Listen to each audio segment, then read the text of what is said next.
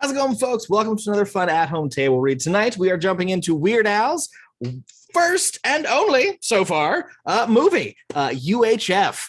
This is one of those underground cult classics that is, way more popular than I think most people give it credit for.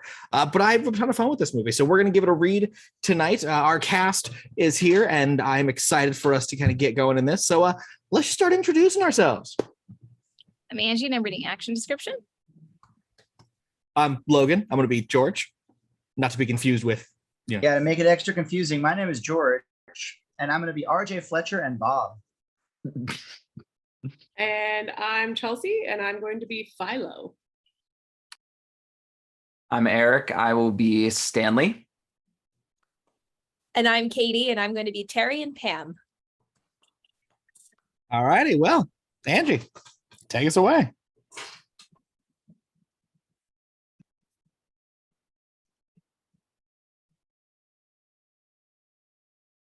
UHF, written by Al Yankovic and Jay Levy. Exterior dense jungle, day. The silhouetted figures of an archaeologist and his two guides are cutting their way through the dense jungle. One of the guides drops back and slowly starts to draw his gun. In one quick motion, the archaeologist turns, cracks his whip, sending the gun flying from the guide's hand. Close angle, guide. Filled with fear, the astonished guide runs off, clutching his injured hand. Close angle, archaeologist in silhouette. Our hero steps forward from the shadows. This is George Newman, our main character played by Weird Al, looking much like Indiana Jones. George continues forward out of frame as the remaining guide looks at him in amazement. Exterior, mouth of cave, day. As George starts to enter the cave, his guide tries to restrain him. George pulls himself away and motions the guide forward. Interior jungle cave. The two men enter the cave and brush their way through the cobwebs. Suddenly they stop, and the look of terror flashes across the guide's face. Senor, we must not go any farther. Look! Slowly, the guide points to the wall of the cave, on which we see a mysterious-looking symbol. It is an ancient, sacred, Jovito symbol. It means certain death to anyone who enters. We must turn back now. George turns and gives the guide a determined look. Still trembling, the guide takes one last look at his master, then turns and runs out of the cave. The instant he reaches daylight, he is run over by a speeding locomotive. Close angle, George. Oblivious to the fate of his guide, George continues forward. He hesitates briefly upon seeing a skull and crossbones embedded in the wall of the cave. But his courage holds firm. After a few more steps, he encounters a freeway, do not enter sign, then the line of a highway, pylons, and several roadblocks with the police line, do not cross, stenciled on them. Like a man possessed, he plunges forward. As he moves through the obstacles, we hear the off sound of a telephone ringing. He finds a pay telephone on the wall near the cave and lifts the receiver to his ear. No! Stop! Don't go in there! Stop! Stop! He hangs up the phone, turns a corner, and then he finally sees what he has come for. George's POV, secret chamber. We see a room filled with eerie light. At the end of the room is a pedestal on which a beautiful golden statue sits. Angle on George. George cautiously approaches the statue, which we now see resembles an Oscar. Sweating profusely, George takes from his satchel a small bag filled with sand. He carefully begins to pour it out as he approximates the bag's weight with that of the statue. After a few moments of intense concentration, George decides that this is more trouble than it's worth. He chucks the sandbag on the ground, grabs the statue, and makes a run for it. Suddenly, the center of the pedestal begins to sink and a cascade of rocks and dust starts to fall from the ceiling. He runs frantically through the falling debris, then suddenly stops, almost falling into a deep, cavernous pit. George grabs a nearby vine, hoping to use it to get across. Instead, it falls loose to the ground. Thinking quickly, he takes from his belt a rope with a huge hook attached to it and throws it across the pit. The hook wedges securely into the ground. Then, with superhuman strength, George pulls the other side over to where he is, closing the gap. He hops across and continues to run. Suddenly, we hear a loud rumbling sound and see a gigantic boulder rolling straight towards him. George makes a mad dash for the mouth of the cave. Exterior, mouth of cave, day.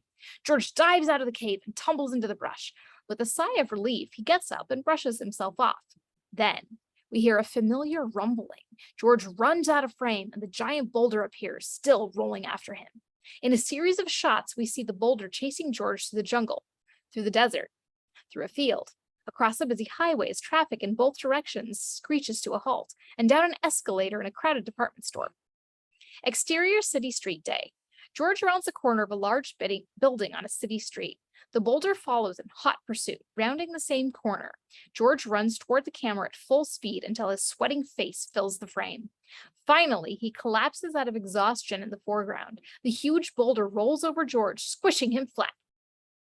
Interior burger world, close angle on burger day. A hamburger patty is sizzling away on a hot grill. Angle on George. George Newman, wearing a ridiculous Burger World uniform, is staring down at the grill, lost in a daydream. George is a well-meaning but misguided soul whose overactive imagination is constantly getting him into trouble. He is approached by his roommate, best friend, and co-worker, Bob Steckler, who has a somewhat more down-to-earth approach to life. Earth to George, hello. He's not getting through. Bob brings his mouth to within an inch of George's ear. George! George screams as he snaps back to reality. Are you daydreaming again? Come on, George, we're busy here. Oh, no, I was admiring how clean and shiny this grill is. Yeah. Listen, I really stuck my neck out getting this job for you. If you screw things up here, Big Edna's going to have both our hides. Medium Coke! George starts filling a cup with Coke. Take it easy, Bob. If you don't stop worrying about everything, pretty soon you're going to get an ulcer the size of a pumpkin, and then the veins will bulge out of your neck, and then your head will explode. George overfills the cup, takes a sip, puts the cap on, and hands it off screen.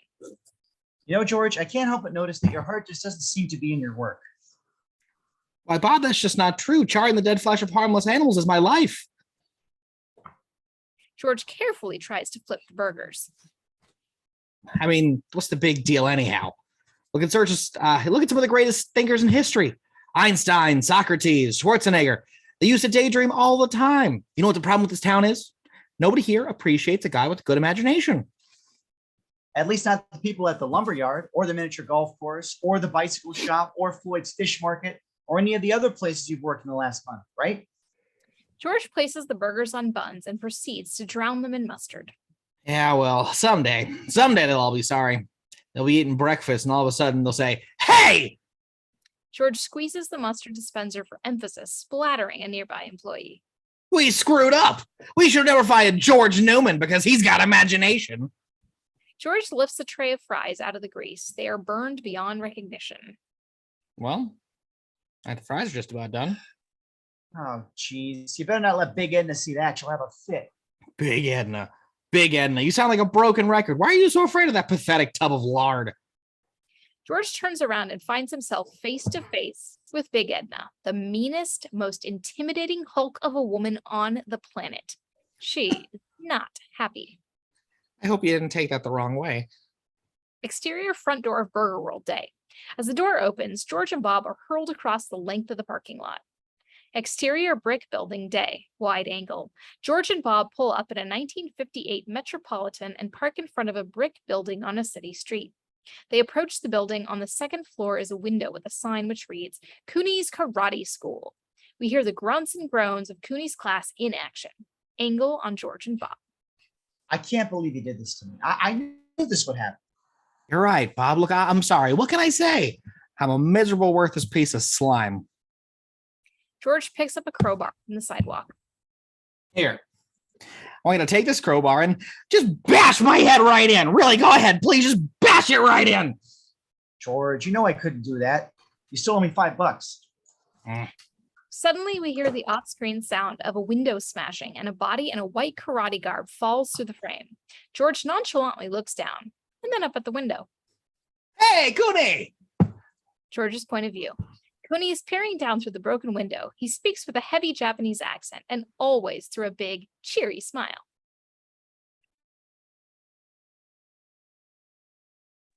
Hiya, George! Beginner's class again today, huh? Yeah, they're so stupid. Hey, Kuni-san, we just had another minor setback, so we might be a little late rent this month. Don't sweat it, George. I know you'll be good for it someday. Thanks, Kuni. You're a pal. As George and Bob enter the building, we hear more off-screen glass breaking and another body falls through the frame. Stupid! Interior George and Bob's apartment day. George is preparing to snack at the kitchen counter. He slices a Twinkie down the middle, drops in a wiener, and covers it with Cheese Whiz. George brings the concoction to Bob, who is sitting dejectedly at the kitchen table. Throughout the scene, we hear loud banging and muffled screams from the adjacent karate school. Oh boy, look what I got here, Bob. A Twinkie wiener sandwich, your favorite. No thanks. Okay, well, then I guess I'll have to eat the whole thing myself.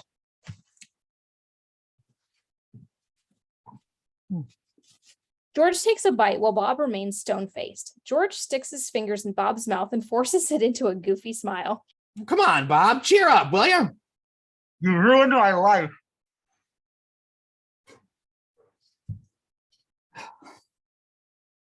I said you ruined our life. George removes his fingers from Bob's mouth. Bob grabs a newspaper and walks over to the living room couch. You know, Bobo, I think you're developing a bad attitude here. I mean, just look at me. My doctor only said I only had 63 years left to live. But am I upset? Am I letting it get to me? No. You see, Bob, you got to look at the bigger picture. You got to grab life by the lips and yank as hard as you can. We hear a loud thud from next door, which causes several dishes to rattle and a bowl to fall out of the cupboard. George and Bob are unfazed. See anything in the want ads? Yeah, but nothing with the prestige of working at Burger World. So what do you think Teri's going to say when she hears he got fired again? Teri. Oh, no. What time is it? Suddenly, an arm sporting a wristwatch smashes through the wall with a karate punch. George grabs it and looks at the watch. 7:30. Oh, boy, I got to go. I'll see you later, Bob. Interior Teri's apartment night. The door buzzer is being pressed wildly. Teri Campbell, a bright, perky woman in her early 20s, swings to the door to find a menacing figure wearing a hockey mask and holding an axe. She is not impressed. Hi, George. You're late. George enters the apartment, takes off his mask, and puts it on the nearby bust of Beethoven. How'd you know it was me? I'd never forget a hockey mask. Here, this is for you. George presents Teri with a cute stuffed animal. She smiles weakly, opens her bedroom door, and tosses it inside. The entire room is filled with stuffed animals. They continue into the kitchen. Okay. What's your excuse this time? Well, Bob and I were having a serious discussion about our various career options. Boy, I like what's wrong with your hair. It's really kind of, George, did you get fired again? Yes, it's all true. I confess. I just don't know what's wrong with me. So what's for dinner? George takes off the lid of one of the pots and examines the contents. Mashed potatoes, my favorite. Teri, you shouldn't have. George and Teri bring the food to the table. George sits down and immediately starts scooping giant spoonfuls of mashed potatoes onto his plate. Teri brings the remaining food from the kitchen, not noticing what George is doing. George, when are you going to start taking things a little more seriously? You know, you've been wandering aimlessly from job to job ever since I've known you. If you could just get that overreactive imagination of yours to work for you instead of against you, maybe you could. What are you doing? George now has an enormous mound of mashed potatoes on his plate and is sculpting it into a replica of Devil's Tower from Close Encounters. He is staring intensely at his creation. This is something. This is important. Have you listened to anything I just said? Yeah, I guess so. Come here. George gets up, walks over to Teri, and sits on her lap. He stares meaningfully into her eyes. You know, you really have a lot of potential. You could be anything. A doctor, a lawyer, a VCR repairman. But first, you've got to learn to keep your feet on the ground. You know what I mean?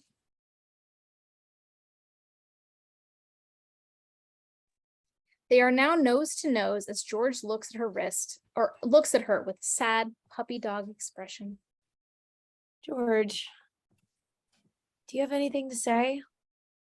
George slowly leans over as if he's about to kiss her neck and instead delivers a loud neck raspberry. She's exasperated, but somehow charmed. I'm trying to be serious. George begins to tickle her and she breaks into uncontrollable laughter. The chair tilts over, sending them both sprawling to the carpet. Interior Uncle Harvey's house, night. George and Teri are at a party. George is talking to his Aunt Esther, a sweet, kind-hearted woman who has always had a soft spot in her heart for him. Oh, Georgie, that's just terrible. Well, don't you worry. You're a fine young man. I'm sure you'll find another job right away. You've got such a good face.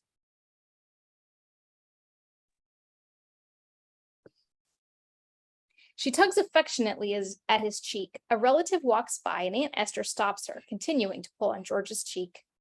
Oh, look at this face. Would you just look at this face? Is this a face you could die for? George is trying to smile, but is obviously in extreme pain. His cheek is stretched to ridiculous proportions. Note, special makeup. The relative moves on, and Aunt Esther releases her death grip. George rubs his cheek. So where's Uncle Harvey? I haven't seen him all night. Oh, he'll be out soon. I think he's got some kind of last-minute business meeting. Interior back bedroom, night. A hot poker game is in progress. 5 men are deeply engrossed in the game, chewing on cigars and slugging down beers. Harvey Bilchek, George's scheming, gruff-talking, but somehow likable uncle, slaps his cards face up on the table. Two pair, aces high. Read 'em and weep. With a self-satisfied laugh, he rubs his hands together and scoops up the chips from the middle of the table, adding them to his pile. The rest of the players grumble and groan. The phone rings and Howard answers it. Yeah, what? Hey, Louie. Everybody say hi to Big Louie. He holds up the phone and everyone ad-libs highs and hellos. Listen, Louie, I can't talk right now. I'm busy plucking some pigeons. Interior Big Louie's den, night. Big Louie is sitting behind his desk, which rests on a speaker box. He is smoking a large cigar. He always speaks in a serious, intimidating manner. We never see his face. I just wanted to congratulate you, Mr. Bilch. You did very well at the track this afternoon. Interior back bedroom, night. Oh, yeah? I won again, huh? Okay. Put it all in Lucky Lulu in the 4th race tomorrow. On second thought, double that bet. Right. Thanks, Louie. Bye. Ow, what are we doing here? It's your deal, Harvey. What? My deal again? My how time flies when I'm taking your money. Interior living room. Esther is talking with a drunk relative. This is great. You ought to have going away parties more often. So, Esther, are you and Harvey looking forward to the trip to California? Oh my God, yes. Harvey can't wait to rub elbows with the stars, and we've already made reservations at the Grauman's Chinese restaurant. Harvey enters the room as his disgruntled gambling buddies make their exit. Oh, hi, honey. Have you finished your meeting? Harvey flashes a wad of cash. Yeah, business was great tonight. Harvey, have you been gambling again? What are you complaining for? This is your spending money for when you go shopping on Rodeo Drive. Esther pulls a piece of paper from Harvey's pocket. And what's this? It's a deed to Channel 62. I won it with a pair of 7s. I was bluffing. Channel 62, I've never heard of it. I'm not surprised. More people watch a fish tank at Leo's pet store. It's a little UHF station on the edge of town. Been on the brink of bankruptcy for like years. Too bad I gotta dump it. Oh, really? Gee, honey, that's too bad. I kind of like the idea of us having our own TV station. Are you kidding? Forget about it. They can't even find anybody to manage that place anymore.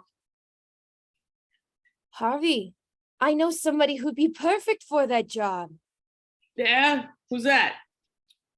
Esther turns her gaze to another part of the room. We find George feeding cold cuts to the family dog, which is dancing around on its hind legs on the buffet table. Oh, no, not him. Forget it. No way.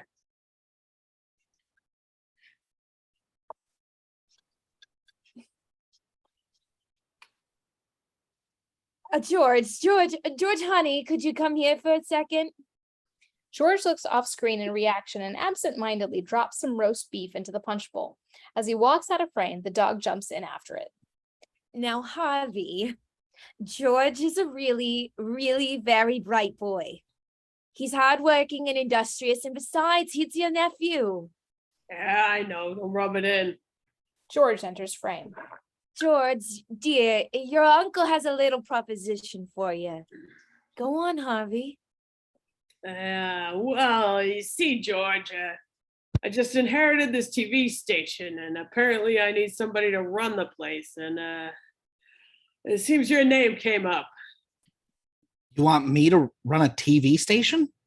Yeah, I can hardly believe it myself. Well, that's great. When do I start? Harvey looks at Esther for a reprieve, but her glare tells him she means business. Anytime you like, start tomorrow. Just one thing. While me and your Aunt Esther are out in California, I don't want to hear about problems with this place. I don't want to hear about it. I don't want to know about it. It's in your hands. You can count on me, Uncle Harvey. So how much does a station manager make anyway? Harvey hadn't thought about this. All right, that's a good question. Well, actually, there's no real salary per se. Instead, I've developed a station manager incentive program. Yeah, in lieu of a salary, you'll be a stockholder in the company. You'll get a share of the station's profits. How about, say, 40%?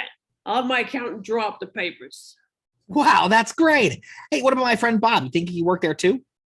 Sure, you can pay him out of your profits. Now, isn't that nice? I knew everything would work out. Oh, I'm so proud of both of you boys. Esther sees a friend across the room and starts leading George away. Oh, Helen, come meet my nephew, the TV executive. Hey, thanks, Uncle Harvey. Thanks a lot. See you later, partner. Harvey laughs to himself. Exterior street night. George's car screeches to a halt. He and Teri get out. Well, here we are. Teri is shocked by what she sees. Exterior Channel 62 building, night. A seedy-looking building in a remote part of town. It appears to be deserted. George and Teri approach the building.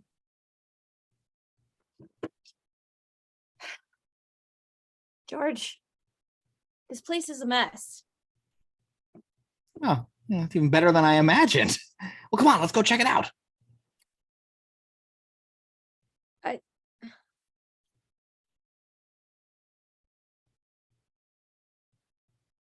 I still don't get it. Why would Harvey Bilchik decide to make you the manager of his TV station?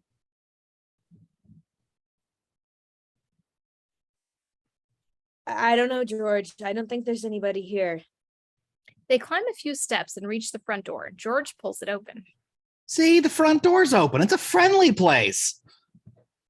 As they begin to enter, a droopy-faced bum approaches them. Hey, mister, change? You got change? Oh, sure. George digs into his pocket and pulls out a handful of loose change. The bum carefully starts picking coins from George's hand. 85, 95, $1. Thanks, mister. The bum pockets the change, hands George a dollar bill, and walks away. George shrugs and enters the building while Teri remains on the front steps, still trying to figure it out. George pulls her inside. Interior Channel 62 night. George and Teri walk through a reception area and into the main room, which has several desks weighed down with papers, plus a small kitchen area off to the side. The place looks completely run down. George, this place is a mess. George surveys the room as he walks toward the kitchen. It's just kind of, broken in. Like a comfortable old pair of shoes. You know how shoes are. They don't really feel right until they're all smelly and start to fall apart. He approaches the coffee machine. Hey, would you look at this? Free coffee. I love this place.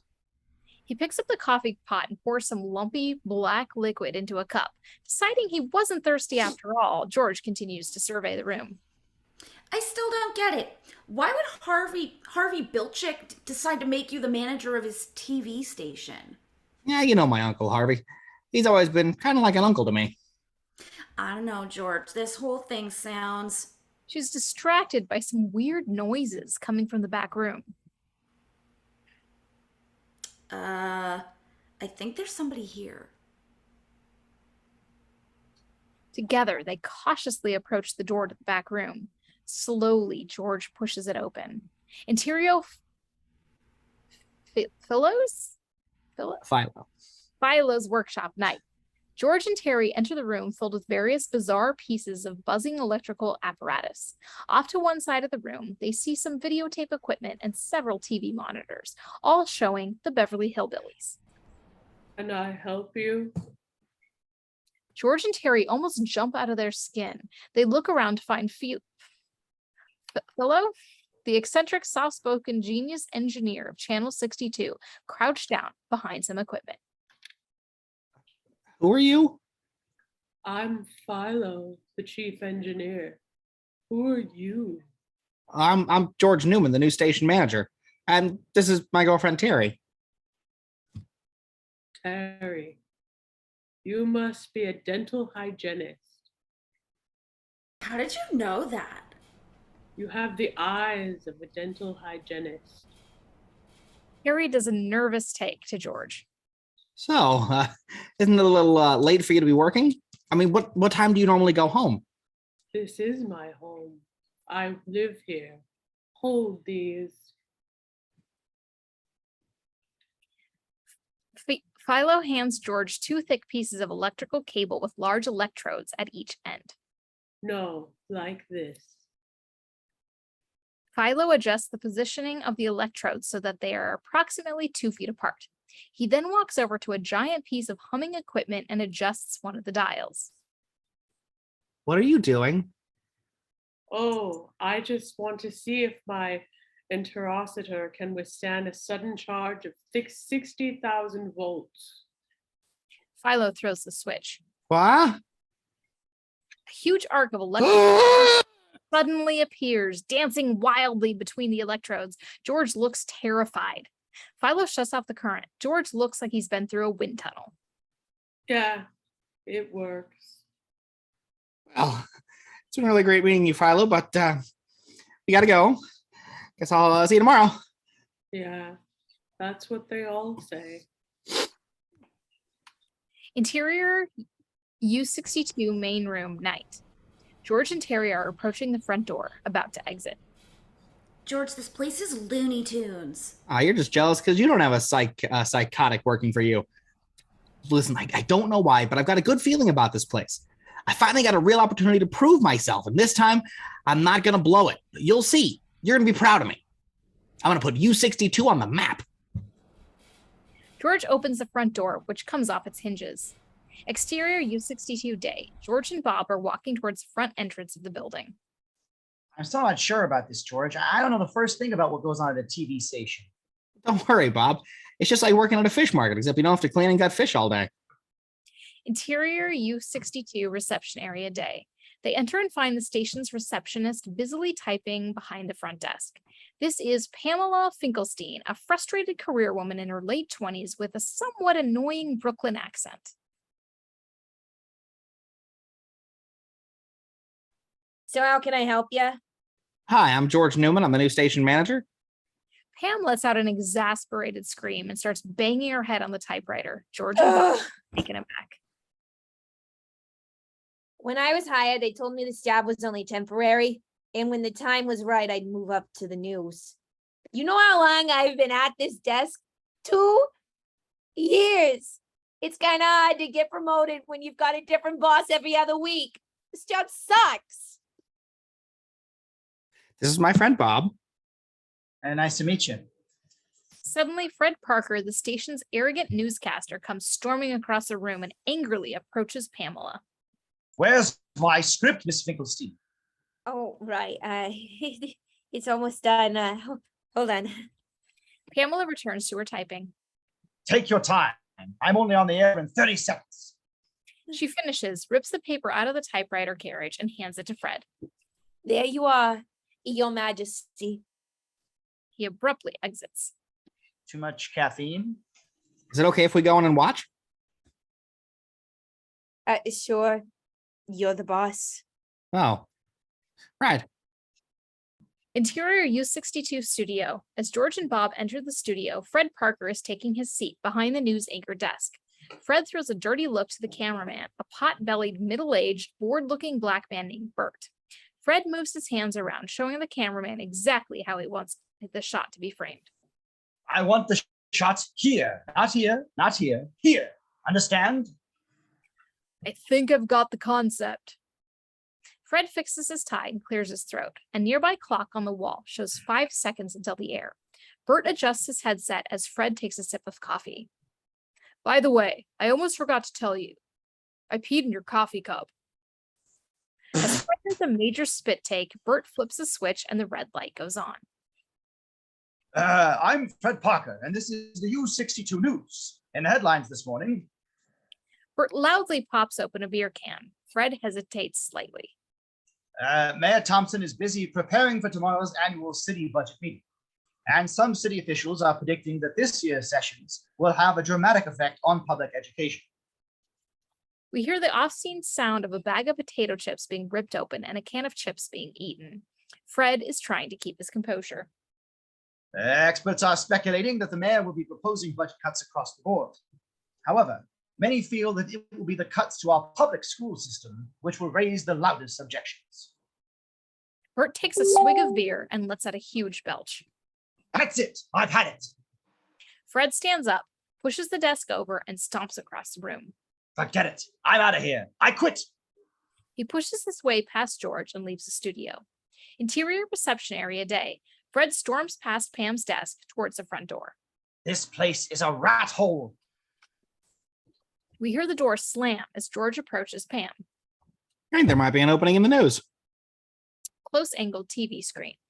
Visual. A guy in a cowboy hat is waving his hands wildly, shouting rapid fire into the camera. That's right, friends. This is Crazy Ernie from Crazy Ernie's Used Car Emporium.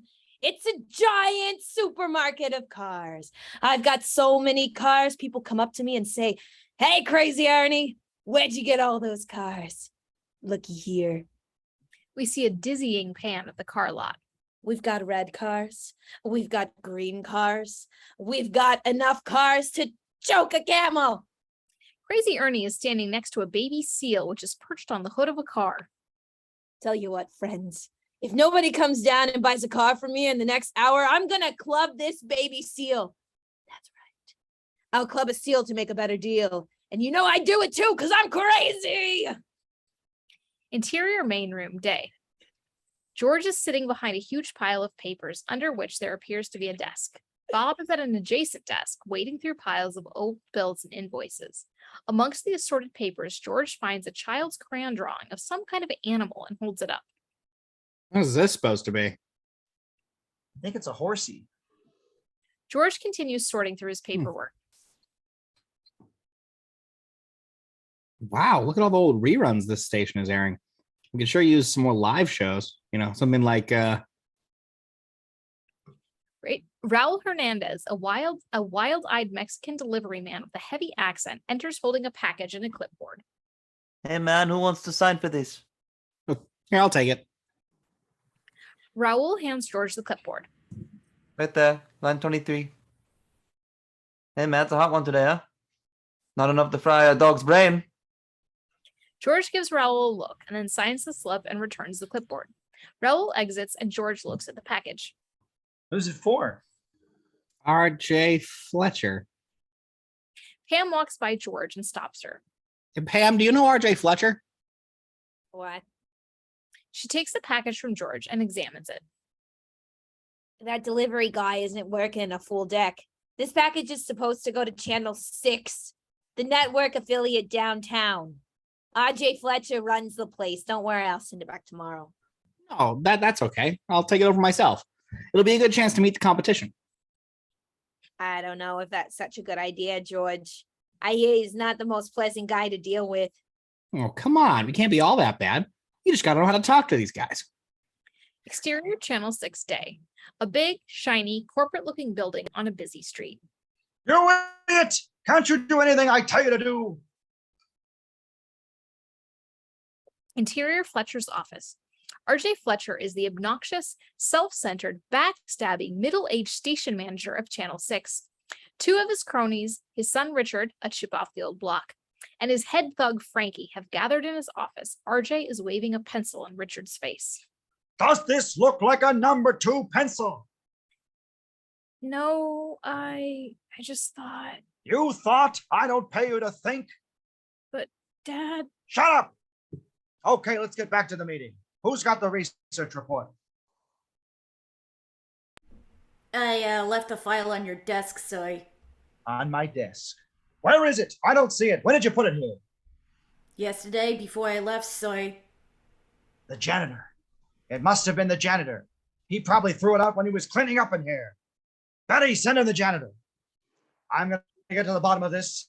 I do not tolerate this type of behavior at Channel 6. This is a business, not a home for irresponsible pus brains. The door opens and the janitor, Stanley Spadowski, enters carrying a mop. Stanley is a lovable space cadet in his 40s who approaches life with a childlike innocence. He is a gentle soul who's proud of his work and is happy as long as he has his mop and a hallway to clean. Stanley's perception of reality is permanently rooted somewhere out of left field, and there is no filter between his brain and his mouth. You want to shower? That's right. I guess you know why I called you in here. Because you're lonely. No, you moron. Now look carefully. Do you see anything missing from this desk? Stanley concentrates for a second, then points to a stapler on his desk. That stapler. Fletcher and his group do a quick puzzled take to each other. No, listen to me. There was a very important file on this desk, a file that represented 2 months of extensive research. My guess is that you threw it out. Well, no, sir. Were you in here cleaning up last night? Well, yes, but I Do you see the file on my desk now? no. Well, I think I've proved my point. You're a worthless human being, Mr. Spadowski, Stanley Spadowski. Can I call you Stanley? Sure. Stanley, you're fired. But Get out! A beaten man, Stanley sadly exits Fletcher's office. I can't believe the incompetence in this place. People like that should be put to sleep. As he sits back down, he notices something on his chair. Well, what do you know? The research file. Here it is. I've been sitting on it the whole time. Sir, what about the janitor? Oh, well, I don't like his attitude anyway. Interior Channel 6, outside Fletcher's office. Fletcher's crew is laughing heartily as they exit the office and disperse in different directions. Fletcher approaches the nearby reception room where George is sitting, holding a package. Eddie, hold my calls.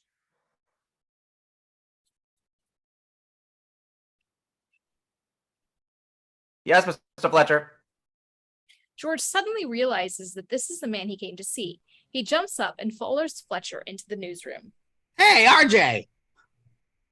The entire newsroom comes to a dead stop. Everyone's eyes are on George. Fletcher slowly turns around and stares at George. Hi, George Newman, U62. Say, nice place you got here.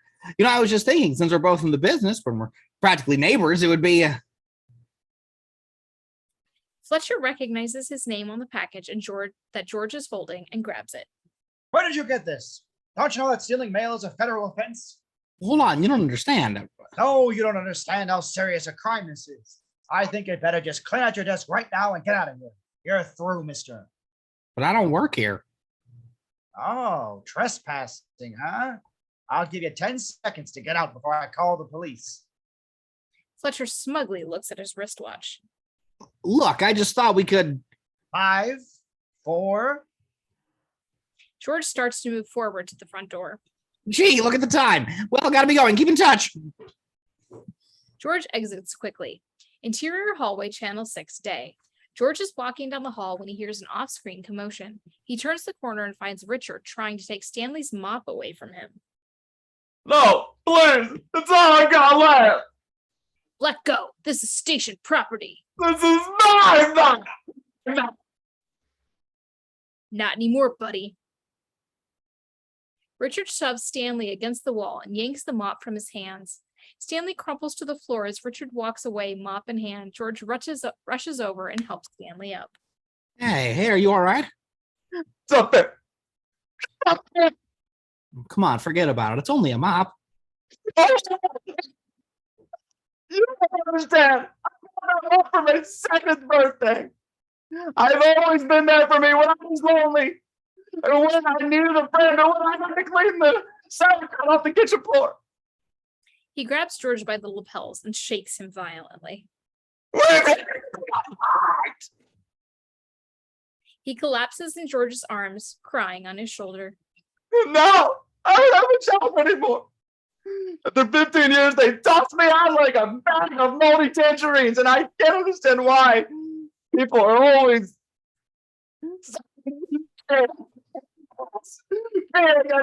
there's all I know.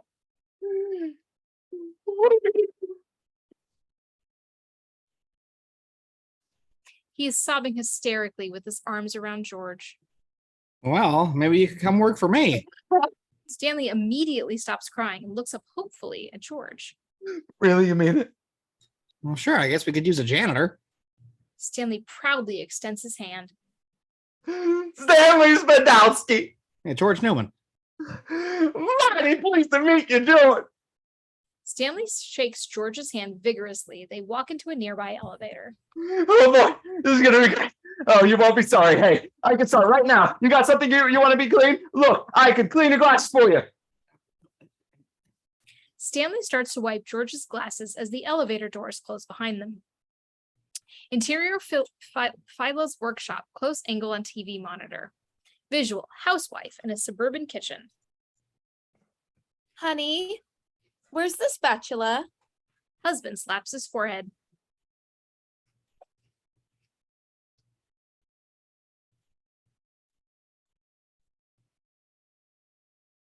Okay, kids, let's go.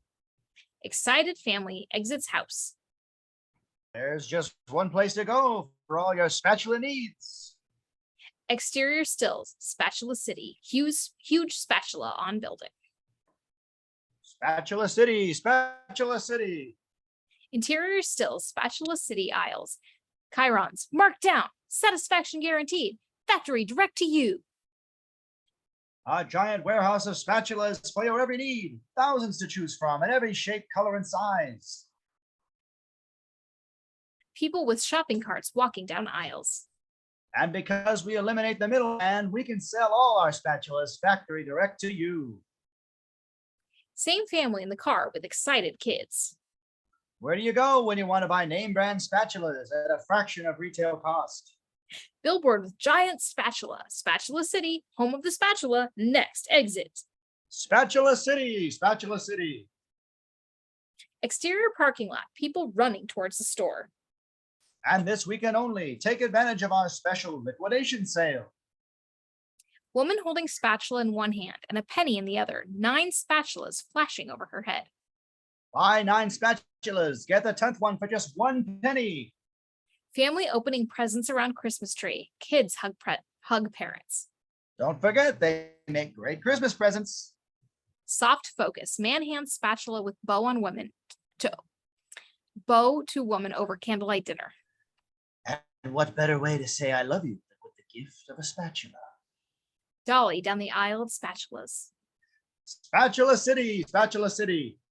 Dull-looking executive type sitting at a desk with hands clasped. Chiron. Cy Greenbloom, president of Spatula City. Hello, this is Cy Greenbloom, president of Spatula City. I liked their spatulas so much, I bought the company. Exterior Spatula City, Chiron, open till midnight. Spatula City, 7 locations. We're in the yellow pages under spatulas. Same family, husband, kids, and neighbors sitting at a dining table, being served by housewife with spatula. My, where did you get that lovely spatula? Husband and wife look at each other, then wink at the camera. Spatula City, we sell spatulas, that's all. Philo throws a switch, then starts another commercial. Howdy, friends. This is Crazy Ernie from Crazy Ernie's Used Car Emporium. And you know I'll chew on a razor blade to make you a better deal. Exterior City Hall day. A blind man playing with a Rubik's Cube is sitting next to a bum, the bum we saw earlier. Is this it? Is this it? Is this it? The bum answers no. What He about No. now? No. Angle on Pam. Pam is at a payphone outside of City Hall. A crowd of media people and assorted onlookers are milling about. No, George, I can't delay the broadcast. The mayor's coming out of his his meeting any minute. Look, I can't very well go on the air without a cameraman. Oh, he's a friend of yours. Well, that explains it. I'm telling you, there's no Noodles McIntyre here. Macintosh! Pam does a double take. We hear her point of view. We see a friendly, middle-aged midget holding a camera. This is Noodles McIntosh. At your service. Never mind, George. I think I found him. Exterior City Hall front steps day. Richard Fletcher, an assistant, a cameraman, and Frankie are getting ready to go to their own live remote. Frankie notices Noodles and nudges Richard. As Richard exits, Frankie finds a small bug on his arm and overreacts, swatting it to the ground and stomping it violently. Angle on Noodles. He is looking through his camera, adjusting the lens. Okay, Pam. Are you standing on your mark? Two legs enter frame and stand directly in front of Noodles' camera. Hey, what happened? Where'd you go? Noodles looks up from behind his camera. Well, if it isn't Noodles McIntosh. My goodness, last time I saw you, you were this big. He holds his hand waist high. Well, what do you know? You still are this big. Excuse me, sir? You're in my shot. Well, who might this be? Pamela Finkelstein, meet Richard Fletcher, Channel 6. How nice. So, what are we doing today? Making home movies? Oh, U62. Why are they still on the air? Look, I'm gonna be going live in a few seconds, so if you don't mind. Oh, excuse me. I'll just get out of your way then. Noodles, always a pleasure. Richard walks away. Noodle goes back to adjusting the camera. The pleasure's all mine, buttface. Interior Philo's workshop day. George cues Philo to begin the morning newscast. At this time, we are proud to announce the addition of Pamela Finkelstein to the U62 news team. We now go live to Pamela on the steps of City Hall. Close angle monitor. We see an extreme low angle of Pam looking into the camera. Thank you.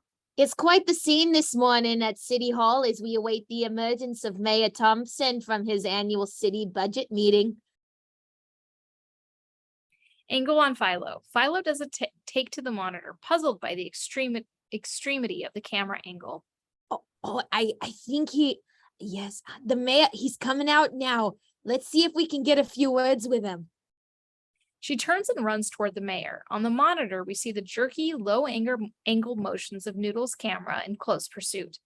Exterior City Hall steps. Pam is running toward the mayor with Noodles close behind, straining to keep up. Noodles runs directly in front of Richard, who nonchalantly sticks his foot out, sending the tiny cameraman and his camera crashing to the ground. Interior Philo's workshop. The monitors go static. Philo starts flipping switches frantically, trying to figure out what's wrong. Exterior City Hall steps. Richard is standing over Noodles, who is still sprawled on the ground. Oh, did I do that? Oopsie. Frankie motions to the broken camera. Hey, Noodles, those things are pretty fragile. You ought to be more careful. Yeah, verklempt. Noodles is speechless as Richard and Frankie walk away, laughing. Pam is continuing towards the mayor, her back at Noodles. She hasn't seen what's been going on. Here he comes now. I think we should be able to... Turning toward Noodles, Pam sees what happened and stares dumbfounded. Frankie casually approaches her. Hey, lady, take my advice. Broads don't belong in broadcasting. The crowd suddenly moves toward them as the mayor approaches, and Richard shoves Pam out of the way. Mr. Mayor! Mr. Mayor! Pam is shaken up. She looks over towards Noodles, who is standing motionless on the verge of tears. His camera lies broken at his feet. Interior U62 intercut with Fletcher's office. Both are at their desks on the phone. Pam is fuming. Broads don't belong in broadcasting? Is that the kind of professional courtesy you teach in news department? Why, that's just terrible. I don't know how many times I've told those guys, never call chicks broads. Why, you slimy? She slams down the phone. Angle and Bob. Bob is at his desk on the phone. Stanley is nearby, methodically polishing all the pencils in a pencil cup. Right, you'll definitely be getting the most for your advertising dollar. And believe me, we'd be proud to have Spam Village as a sponsor. What? Oh, Channel 62. We may be small, but we... Hello? Hello? Close angle TV monitor. On the monitor, we see two silhouetted figures with a cheesy chyron which says, Talk of the Town with George Newman. We hear stupid background music. And now, live from the U62 studios, it's Talk of the Town with George Newman, the show where George Newman talks to all the people that all the people in town are talking about. The lights come up and we see George seated across from a guest. U62 studio, George and guest on set. Hello and welcome to Talk of the Town. Today our guest is local high school shop teacher Joe Early. Thanks for joining us. Joe, what would you say is the most important part of your work? I'm glad you asked that, George. Probably the most important thing I try to teach my students is the proper handling use of power tools. Well, I noticed you brought some today. You mind giving us a demonstration? Not at all. George and Joe walk over to the demonstration area. There's just a few simple rules you need to learn before you can operate a sophisticated piece of machinery like your circular saw. Rule number 1, always make sure your eyes are well protected. He turns on the saw and shouts over the noise. Rule number 2, grasp the wood firmly in both hands as you approach the blade. The blade starts cutting the wood. He turns toward George and continues cutting. You know, a lot of my students, the first time they use a power saw, they always forget to, whoa! As he raises his hand, we see that part of his thumb has been cut off and is spurting blood everywhere. George looks horrified. Oh, geez, would you look at that? Oh, can you believe I did that? Oh, I think it fell down there somewhere under the table. George gets on his knees and starts looking for Joe's thumb. Boy, this is really embarrassing. You know, this doesn't usually happen to me very often. Usually when I... George holds up Joe's thumb. Hey, is this it? Oh, yeah. Thanks. Now, over here you got your drill press. Interior main room. George and Bert walk out of the studio. George's clothes are splattered with blood. A truly inspiring performance. I think we're talking Emmy here.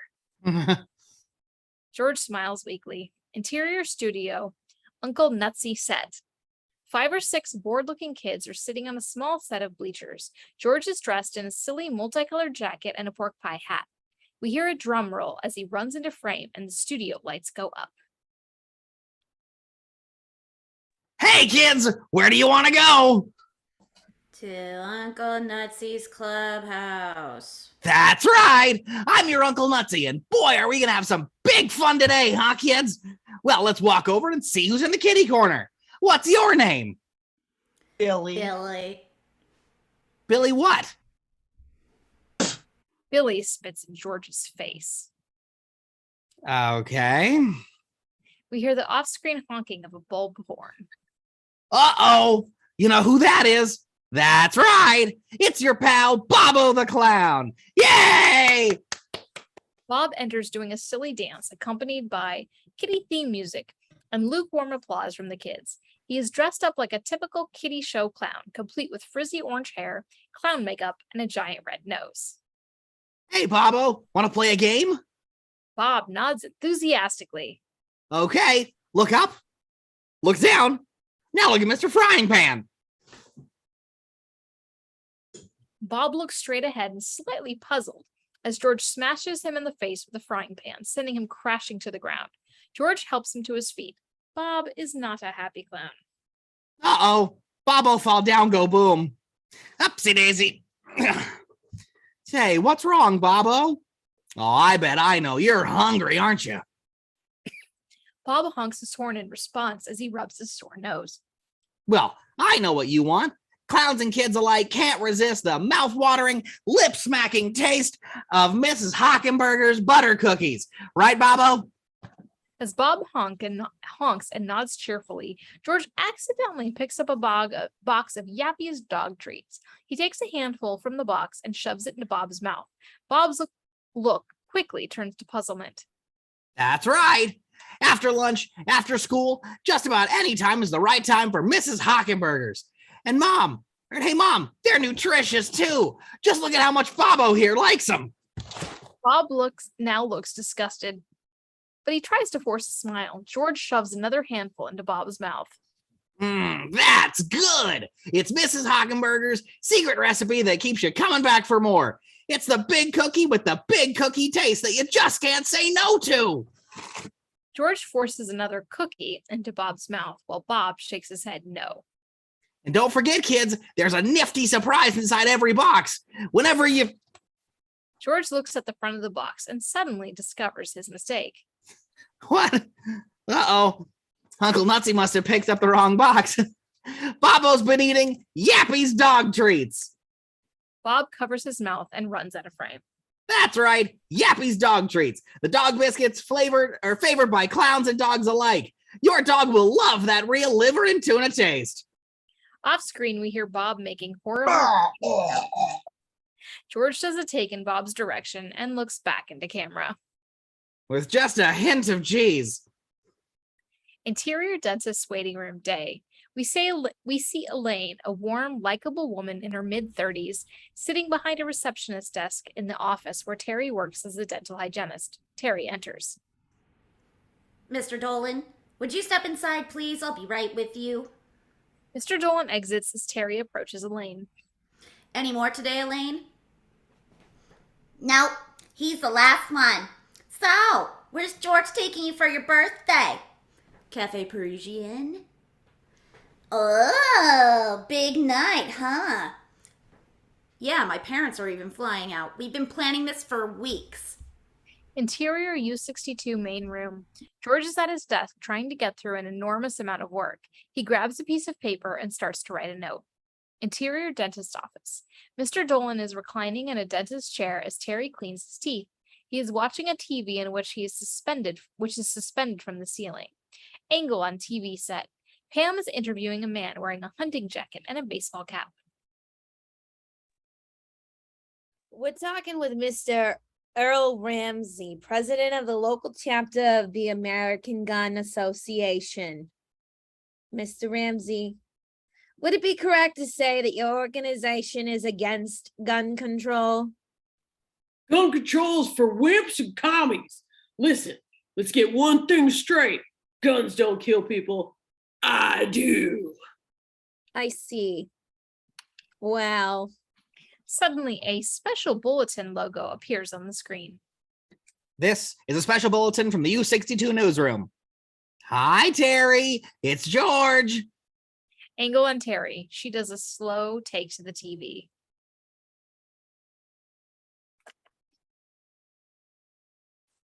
Now, I'm really sorry, but I've got a lot of work to catch up on here. So I'll meet you and your folks at the restaurant, okay? I love you. Still staring at the TV, she loses control of her equipment. We hear Mr. Dolan's muffled cries of pain. Interior U62 main room, close angle on the monitor. Visual. A son is consoling his mother as they walk through a cemetery. Around them, we see assorted arms and legs sticking out of grave sites. Are you tired of sloppy, cut-rate funerals? You've tried the best, now try the best. Stills. The Plots R Us mortuary, the parking lot, the salad bar. The Plots R Us mortuary service. Remember, there's always plenty of free parking, and don't forget to visit our new salad bar.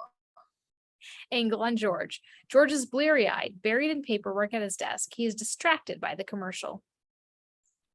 Plots are us. Eternal peace at affordable prices.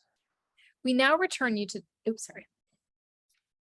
We now return you to the Channel 62 Beverly Hillbillies Marathon, still in progress. Major fantasy sequence, Beverly Hillbillies music video. George nods out and the entire scene dissolves into a major fantasy sequence revolving around the Beverly Hillbillies and a musical parody of a current hit song. Note, the segment will be written after principal photography has been completed.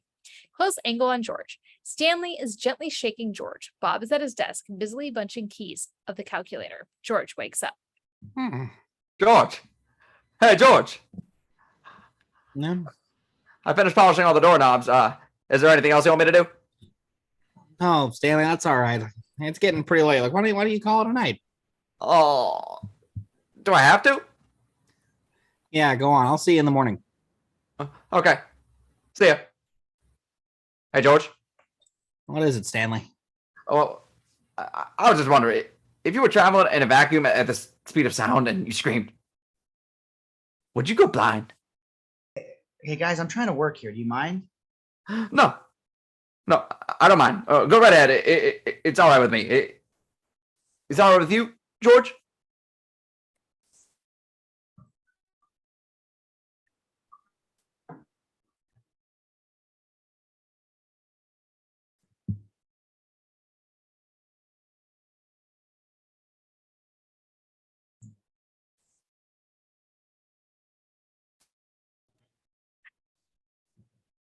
Interior Cafe Parisian. Teri and her parents are all dressed up, sitting in a fancy French restaurant. Teri fidgets nervously while her father, who is obviously starving, nibbles on a breadstick. Would you care to order now? Teri's I think picks up that a menu and points. we'll have the No, thank you. We'll wait. Are you sure he knows what restaurant we're at? Teri remains silent. Well, I'm sure he'll be here any minute. Another awkward silence. Teri is starting to do a slow boil. Mr. Campbell leans over toward a nearby table. Excuse me. Are you gonna eat those breadsticks? Interior U62, angle on George and Bob. Bob hits the keys on the calculator and the tape spits out the final calculations. He studies the tape for a few seconds. Well, I've got good news and bad news. Okay, give me the bad news first. Well, given our present financial situation, compounded by ongoing fixed expenses and outstanding invoices, I figure this station will be flat broke by the end of the week. Not only can we not afford to pay the staff, we can barely afford to keep the lights on this place. What's the good news? I lied. There is no good news. George sighs heavily, looking completely dejected. I never should have taken this job. I should have known it would turn out like all the others. For a short time there, I really thought this was going to be different. I just don't know anymore. At least I've still got Teri.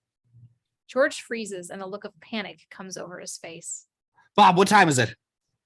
9:30? Oh, no. George lunges for the phone. As soon as his hand reaches the receiver, it rings. He tentatively picks it up. Hello? Interior Cafe Parisian. Teri is on the phone booth near the front of the restaurant. George Newman, you're a selfish, thoughtless, insensitive creep. And as far as I'm concerned, you can forget all my birthdays from here on out because now we're through. She slams the phone down and leaves the phone booth. Interior U62, angle on George. He is frozen with the phone next to his ear, listening to the dial tone. Interior U62 studio, day. It's the next day, and another edition of Uncle Nutsy's clubhouse. Uncle Nutsy looks like he's bottomed out. Okay, kids. Where do you want to go? The kids don't react, looking bored as always. That's right. To Uncle Nutsy's clubhouse. And boy, oh boy, are we going to have fun today. We're going to have so much fun. Forget about how miserable we are and how much life sucks and how much we're all going to grow old and die someday. I want to go home. Shut up, you little weasel. Bob enters the studio, studying a piece of paper. Okay, it's time now to show you one of my favorite cartoons. It's a sad, depressing story about a poor coyote who spends every waking moment of his life in a futile pursuit of a sadistic roadrunner who mocks him and laughs at him as he repeatedly is crushed and maimed. I hope you enjoy it. We hear the off-screen sound of a cartoon starting. George leaves the set and approaches Bob. Hey, George, listen. How about if we told the staff we have a temporary shortage of funds and stall the people we owe money to for 5 or 6 months? Forget it. What do you mean? Let's go. I can't do this anymore. George walks off the set. Bob follows him. Hey, where you going? Interior main room. I think I need a drink. George, what are you talking about? You don't drink. Yeah, I know, but I've been meaning to start. Well, wait a minute. What about the rest of the show? George stops, does a quick scan of the room, and sees Stanley, who is watching the monitor as he mops the floor. He is totally engrossed in the cartoon. George approaches him. Look out! Oh no! This is terrible! Hey, Stanley, Yeah, George? how'd you like your own TV show? Sure! Now you're on. Stanley leaves and enters the studio. Bob approaches George. What are you doing? Are you crazy? It doesn't matter anymore. It's over. Come on. Interior local bar day. George and Bob enter a crowded local bar. The bartender is on the phone as they approach. Yeah, we're watching it too. Yeah, I've never seen anything like it. Okay, talk to you later. He hangs up the phone as George and Bob sit down at the bar. What can I get you? Beer.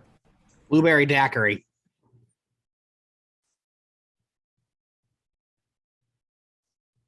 The bartender nods and exits frame. I'll tell you what, George. Let's start fresh. Go into a whole new business. Maybe we could borrow some money from your Uncle Harvey. All right. We just flushed his TV station down the toilet. I'm sure he'd be happy to lend us some money. After a long, awkward pause, Bob once again tries to make conversation. So I guess Teri's never going to speak to you again, huh? George's head drops to the counter with a thud. The bartender places a glass of beer in front of Bob and a large, ridiculous-looking blueberry daiquiri with an umbrella in front of George. Hey, I didn't get an umbrella. One of the bar patrons motions wildly to a TV set at the end of the bar. Look, he's coming back on! Everyone in the bar enthusiastically crowds around the TV. Stanley appears on the screen. Whoa! Welcome back to Stanley's Radowski Clubhouse. Are you kids having a good time? Yay! Yay! George slowly lifts his head up and stares at the screen. All right! Yeah, hey, what a great cartoon. You know, the cartoon reminds me of a dream I had last Saturday. I dreamed I was a Greek god, and I was sinking in quicksand, and Elizabeth Taylor was there. And I said, hey, Liz, you want to play tennis? And then I woke up, and I felt like there was a freight train running through the middle of my head. And, you know, I think it was Albert Schweitzer who said, those mosquitoes are... But oh, wait. I want to show you something. Hold on. He runs out of frame and the screen remains empty for a few seconds. Everyone in the bar looks thoroughly engrossed. Stanley runs back into frame with his mop. This is my new mop. See? My friend George gave it to me. It's a good mop, of course. It's not as good as my old mop, but sometimes you just got to take what life gives you. Because, see, life is like a mop. Yeah. See, when your life is full of dirt and crud and bugs and hairball, oh God, and you know, just gotta rinse it off and wring it and start it all over again. And sometimes life sticks to the floor so bad, a mop just isn't enough. You gotta get on your hands and knees and use a toothbrush. And if that doesn't work, you gotta get up. You gotta get up and go over to the window and shout, this floor is dirty as hell, and I'm not gonna take it out of here. The crowd cheers. George and Bob look at each other in astonishment and quickly exit. Interior U62 day. Pam is at her desk answering phone calls in rapid fire succession. Yes, that's right, Miss Stanley Spadowski. Yeah, thank you. Okay, I'll be sure to tell him. Oh, hello, U62. No, ma'am, I don't know if he's married. Oh my God. George and Bob rush in the front door. Pam hands them each a stack of messages as they continue into the main room. Interior main room. Bob heads towards his desk as George approaches Stanley, who is emerging from the studio. The kids from Kiddie Korner are giving him high fives. Hi, George. I'm done with the show. What do you want me to do now? You have a good time in there, Stanley? Yeah, boy, it was fun. Great. How'd you like to do it every day? Yeah, that would be. Wait a minute. Do I still get to be a janitor? Sure. Stanley thinks for a second, then shakes George's hand. Okay, here's the deal. I'm gonna go clean the bathroom now. Angle on Pam. U62, please hold. At U62, yes, please hold. U62, please hold. Interior U62 studio. The Kiddie Korner is now overflowing with kids and people of all ages. A few are holding signs and banners. We love Stanley. Stanley is #1. Spadowski rules. Okay, kids. Where do you want to go? To Stanley Spadowski's Clubhouse! They break into spontaneous cheering and applause, then start to chant. Stanley! Stanley! Stanley! Bob is at his desk on the phone. George enters as Bob hangs up. Stanley Spadowski's Clubhouse is sold out for the next 3 months. The sponsors love him. If we had a few more shows like this, we'd really be in business. Yeah, I've been thinking about that. Here, I've been working on some new ideas. Tell me what you think. George hands Bob a few index cards. Bob stares at the first card and then back at George, slightly puzzled. Interior U62 studio, Wheel of Fish set. We see a pan of 3 game show contestants behind their individual podiums. Today, one of these lucky contestants will win his or her way in fish right here on Wheel of Fish.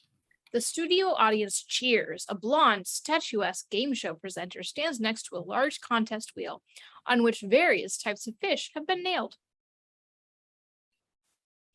Kuni runs through the studio audience wearing his white karate outfit. He jumps onto the set. Okay, let's play the game. We'll start with yesterday's winner, Miss Phyllis Weaver. Are you ready, Weaver? I sure am, Kuni. Okay, then get over there and spin the Wheel of Fish. Go ahead, give it a big spin. The audience cheers as Phyllis runs onto the stage and gives the wheel a big spin. Kuni and Phyllis ad-lib various encouragements to the wheel. Come on, baby, do it for mama. Fishy, fishy, fishy. The wheel comes to a stop, pointing to a swordfish. Oh, swordfish. Very tasty. Okay, Weaver, listen carefully. You can hold on to your swordfish, or you can go for what's in the box that Hiro-san is bringing down the aisle right now. What's it gonna be? Our blonde presenter has taken the swordfish off the wheel and is holding it out in front of Phyllis. Kuni's assistant comes down the aisle holding a large box on a tray. The studio audience calls out to Phyllis, "Keep the fish, take the box." Phyllis looks back and forth between the fish and the box. I'll take the box. Okay, Weaver, you took the box. Let's see what's in the box. Hiro-san lifts up the box and there's absolutely nothing underneath it. Nothing! There's nothing in the box! Stupid! You're so stupid! The audience joins in with shouts of "Stupid!" Interior Philo's workshop. Philo is standing behind a workbench, facing camera.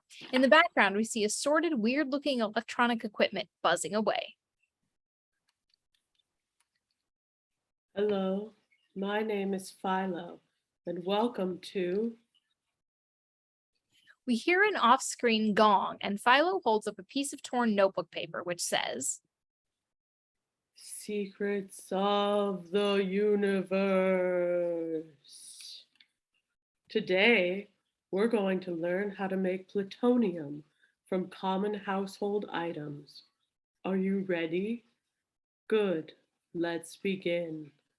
First, you'll need an egg beater, a car battery, and a bowl of strawberry jello. He places each of these items on the workbench in front of him. Interior Raoul's apartment day. We see Raoul standing in the middle of his funky apartment, surrounded by cages containing various household pets. Hey, man, this is Raul Hernandez, and welcome to Raul's Wild Kingdom. Coming to you live from my apartment. How about that, huh? Okay, first thing we're going to do today is check out the wonderful world of turtles. This is my friend Tommy. Say hello to the nice people, Tommy.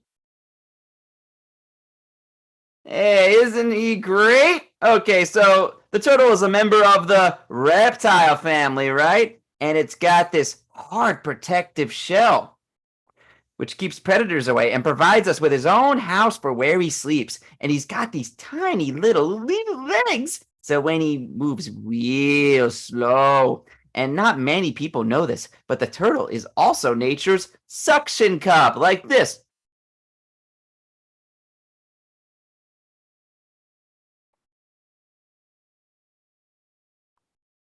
See that? It sticks. Okay, let's see what else we got here. Oh yeah, check this out. He walks over to his ant farm, which is on top of his dresser. This is my ant farm. You know, ants are really amazing. They can carry 50 times their own weight, and they work for weeks and weeks, making these intricate little tunnels. And oh yeah, they really hate it when you do this.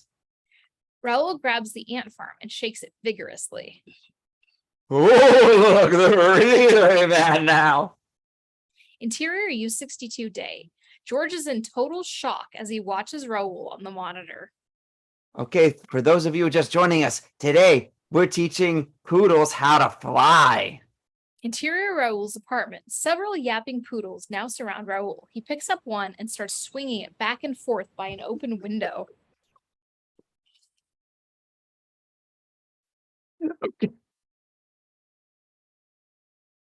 Okay, Poopy, are you psyched? Are you ready? Okay, here we go. Get ready and fly. He hurls Foofy out the window and then looks outside. Oh man, you know, sometimes it takes them a long time to learn how to do it right. Okay, shut up. Shut up. Hey, all right, who's next? The poodles jump up and down, yapping cheerfully. One jumps up into his arms. In the background, we see Tommy the turtle fall into frame. Okay, Gigi, let's go. Now remember what I told you. Flap your legs back and forth really, really hard. You're gonna have a great time. Ready? And fly. Raoul hurls Gigi out the window. Oh, boy. Exterior Raoul's apartment building day. Gigi flies out a third-story window and drops with a thud on a huge mound of poodles in the ground below. Oh, man. Interior Channel 6, Fletcher's office, day.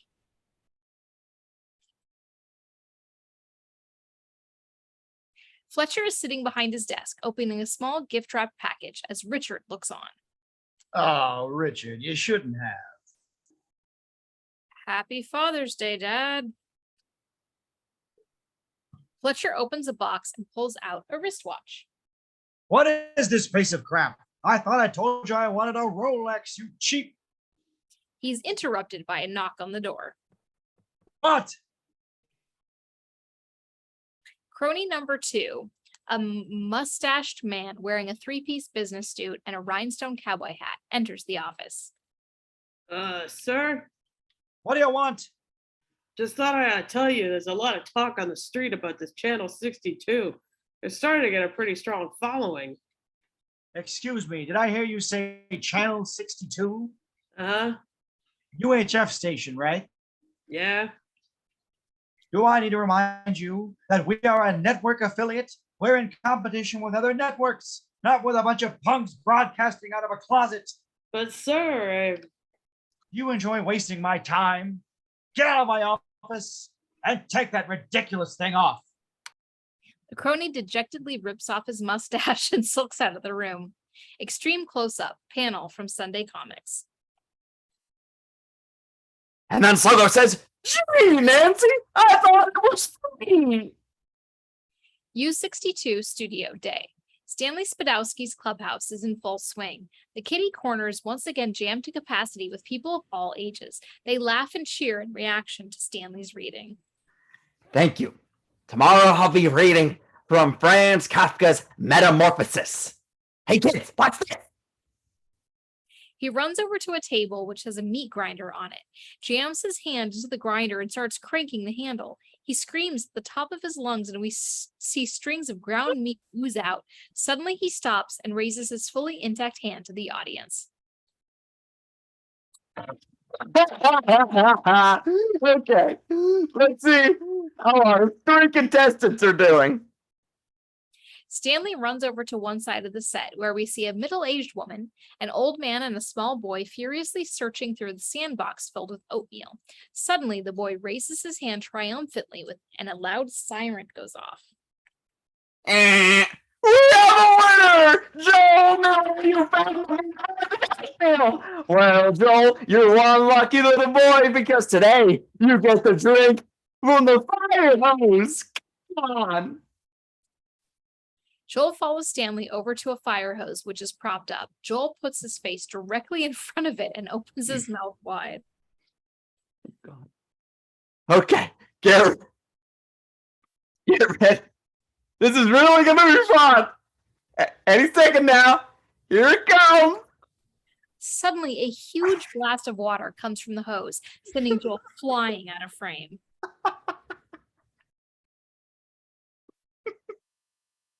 Joe Miller, let's hear it from him. Okay, right now, I'd like to do the famous "here we go" spoon bending trick.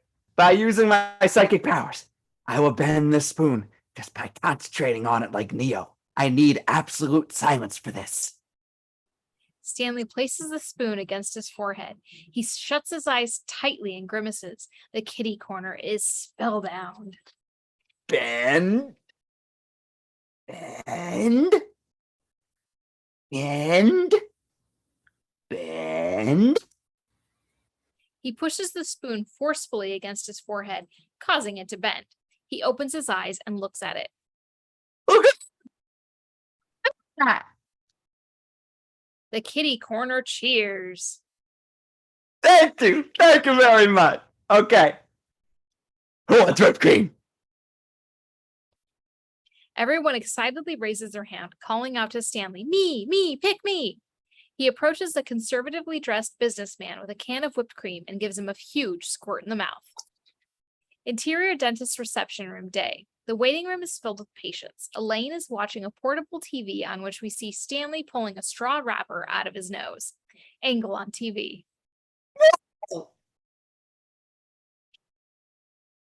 Angle on Elaine. Teri enters and picks up a few patient files. Hey, have you seen this guy? He's great. Teri shoots a cold stare at Elaine. Elaine gets the message and clicks off the TV. Whoops. I take it you're still not talking to George. You got that right. Oh, come on, Teri. Aren't you being just a little hard on the guy, despite how he must feel? Elaine, I've got feelings too. And I can only take so much. I'm sorry. Teri exits and Elaine returns to her paperwork. Suddenly, we hear a loud off-screen banging. Elaine looks up and all the patients turn toward the noise. Low angle on front entrance. George is banging on a large glass partition, a la The Graduate. Elaine! Elaine! Angle on Elaine. I hate it when he does that. George enters the dentist's office carrying an enormous stuffed penguin. He approaches Elaine and sets it on the reception desk. I gotta talk to Teri. Hi, George. Teri's not here right now. Oh. When's she gonna be back? I don't know. Can I give her a message for you? Well, yeah, okay. Tell her I love her and I miss her and I'm sorry about everything and I feel really terrible. I feel, you know how it feels when you bite down really hard on a piece of tinfoil? That's the way I've been feeling ever since she left me. No, wait, it's more like, you know how it feels when your head is being ripped apart by a herd of wild pigs? It's more like that, you know. Are you gonna write this down? Oh, wait a minute. You know how, Angle on Teri. Teri is listening from adjacent hallway. She shakes her head and walks away. Full screen, movie promo, visual. Camera pans slowly through a library and ends at a Conan-like figure standing in full regalia behind a librarian's desk. Never before in the history of motion pictures has there been a screen presence so commanding, so powerful, so deadly. He's Conan the librarian. A timid man approaches Conan. Excuse me. Can you tell me where I could find a book on astronomy? Conan grabs the man by his neck, violently smashes him against the wall, and lifts him over his head.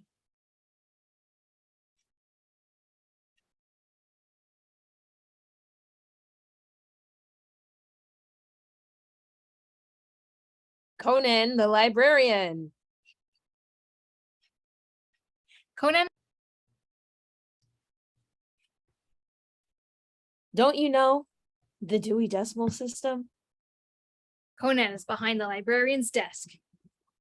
Conan the librarian. Two teenage boys approach him and set a few books on the desk. I'm sorry, these books are a little overdue. Conan's eyes widen, and with one swift action, he pulls a huge sword from behind the desk and cuts the boy in half lengthwise while his friend looks on with concern.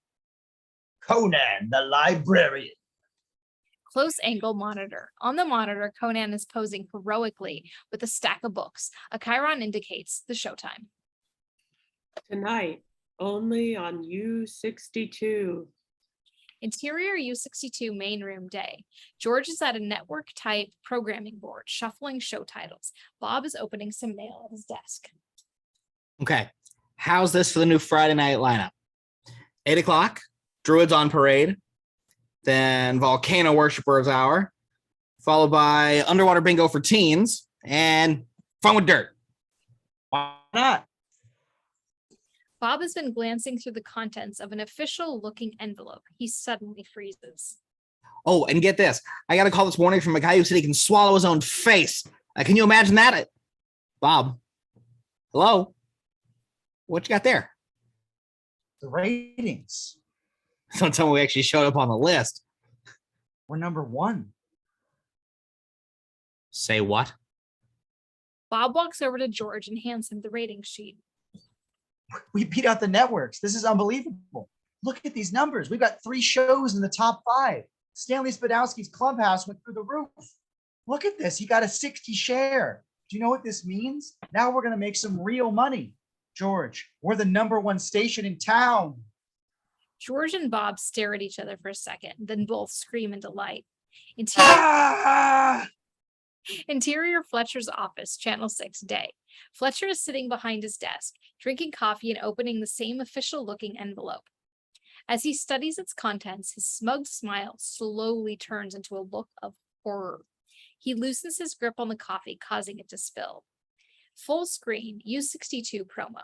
The following is a high-tech, fast-paced promo pack with a smooth-voiced network-type announcer. Visual, a slick computer graphic U62 logo flips into frame. There's lots of fun coming your way this weekend on U62.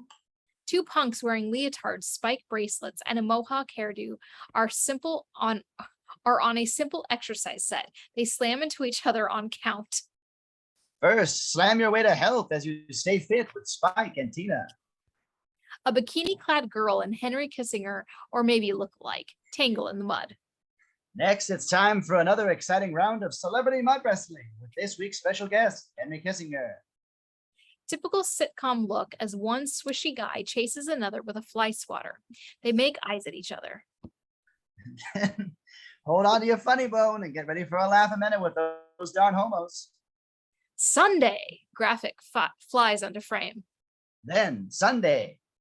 A middle-aged man in his underwear is playing solitaire at a small table. We see Noodles wearing a glitzy tux standing in front of a wildly cheering audience. Be a part of the excitement as we premiere our dazzling new game show, Strip Solitaire. A woman walks out of a supermarket carrying 2 large grocery bags. Bert jumps out and trips her. And join us for some hilarious fun on the all-new practical jokes and bloopers. A cook is flipping burgers at a grill. Cut to a bowler making a strike. And then everybody's favorite Chef Bernie invites you to go bowling for burgers. Flashy U62 logo. It's a whole new weekend on U62, the reason television was invented. Stanley appears in a graphic box. Be there! Exterior Raoul's apartment building. A delivery truck is parked outside Raoul's apartment building. As one delivery man unloads various caged animals from the back of a truck, another man with a clipboard approaches Raoul. Raul Hernandez, Yeah. got the delivery here for your next show. Oh, great. What you got? Let's see, we got an anteater, a flamingo, 2 armadillos, 4 porcupines, 6 Badges. badgers. Badges. Badges. We don't need no stinking badges. Interior Channel 6, Fletcher's office day. Fletcher is in the midst of a triad, chewing out Richard and his cronies. This is a sad day indeed for Channel 6. We've been the #1 station in this town for the last 10 years, but now our sponsors are pulling their accounts. We're losing valuable advertising revenue. We're losing credibility in the market. And why? Because of some fly-by-night UHF station. A UHF station! This is an embarrassment, a disgrace. What do you think R.J. Fletcher Sr. would say if he were alive today? He points to an oil portrait of a crusty old man in an office wall. Cronie number 2 leans over and whispers to Cronie number 1. Help, let me out of this box. I can't breathe in here. Help, let me out. Fletcher shoots a look at Cronie 2, who quickly clams up. We've got to do something about this and do it fast. Who owns that station anyway? Exterior Harvey's rented LA house day. Harvey Bilchicks is floating in an inner tube in his backyard swimming pool. He's wearing colorful Bermuda shorts, sunglasses, and a pith helmet. A cordless phone is floating in the pool beside him, along with a portable radio which is blasting out an obnoxious song, Kung Fu Fighting, theme from Shaft, etc.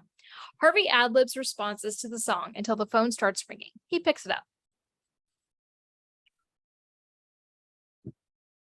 Yo, hey, Big Louie, what's going on? How's business? Yeah, how'd I make out yesterday?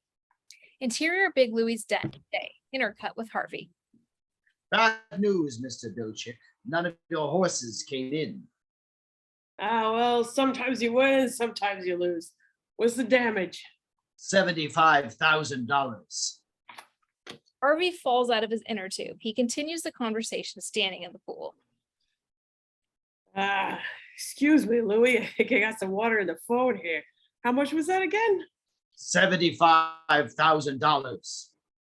Louie begins unscrewing what we thought was his right hand. So when can I expect payment? Well, I kind of having a little bit of a cash flow problem right now. I don't know. How about 2 weeks? How about 2 days? 2 days? Louie, listen, I might need a little more time. Louie finishes screwing a meat cleaver onto his right arm. I would describe my position on this matter as inflexible. Friday night, 10 o'clock, 75 grand in cash. Louie forcefully brings down the cleaver on a salami.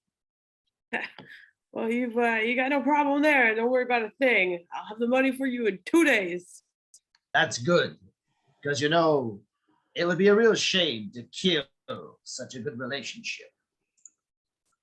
Louie hangs up. Harvey rests his elbows on the side of the pool, still in a state of shock. Dead meat. Harvey slumps over and buries his head in his hands. After a beat, the phone rings again. Harvey stares at it for a second and then hesitantly picks it up. Yeah, what? Yeah, this is Harvey Bilchick. What do you want? Interior Fletcher's office, intercut with Harvey. This is R.J. Fletcher at Channel 6, Mr. Belchick. I hate to disturb you, but some serious matters have recently come to my attention regarding Channel 62, which I know would deeply concern you as that station's primary owner and principal stockholder. What are you talking about? Well, to be perfectly blunt, your Mr. Newman has been handling the station in a highly unprofessional manner. He's been hiring people with absolutely no broadcasting experience, and his taste in programming is questionable, to say the least. Mr. Belchick, I'm afraid you've got a real problem on your hands here, and before things get any worse. You want to buy it? Excuse me. The station. You want to buy it? And this cat. You can buy the cat too. Special discount price today only. 75 grand. Fletcher considers this unexpected offer and then slowly breaks into a wide grin. Yes. Yes, I can think of a few things I'd like to do with that station. Mr. Belchick, you've got a deal. I do? Interior Teri's apartment day. The phone rings and Teri's answering machine starts up. Hi, this is Teri. I'm not home right now, so leave a message and I'll get back to you as soon as I can.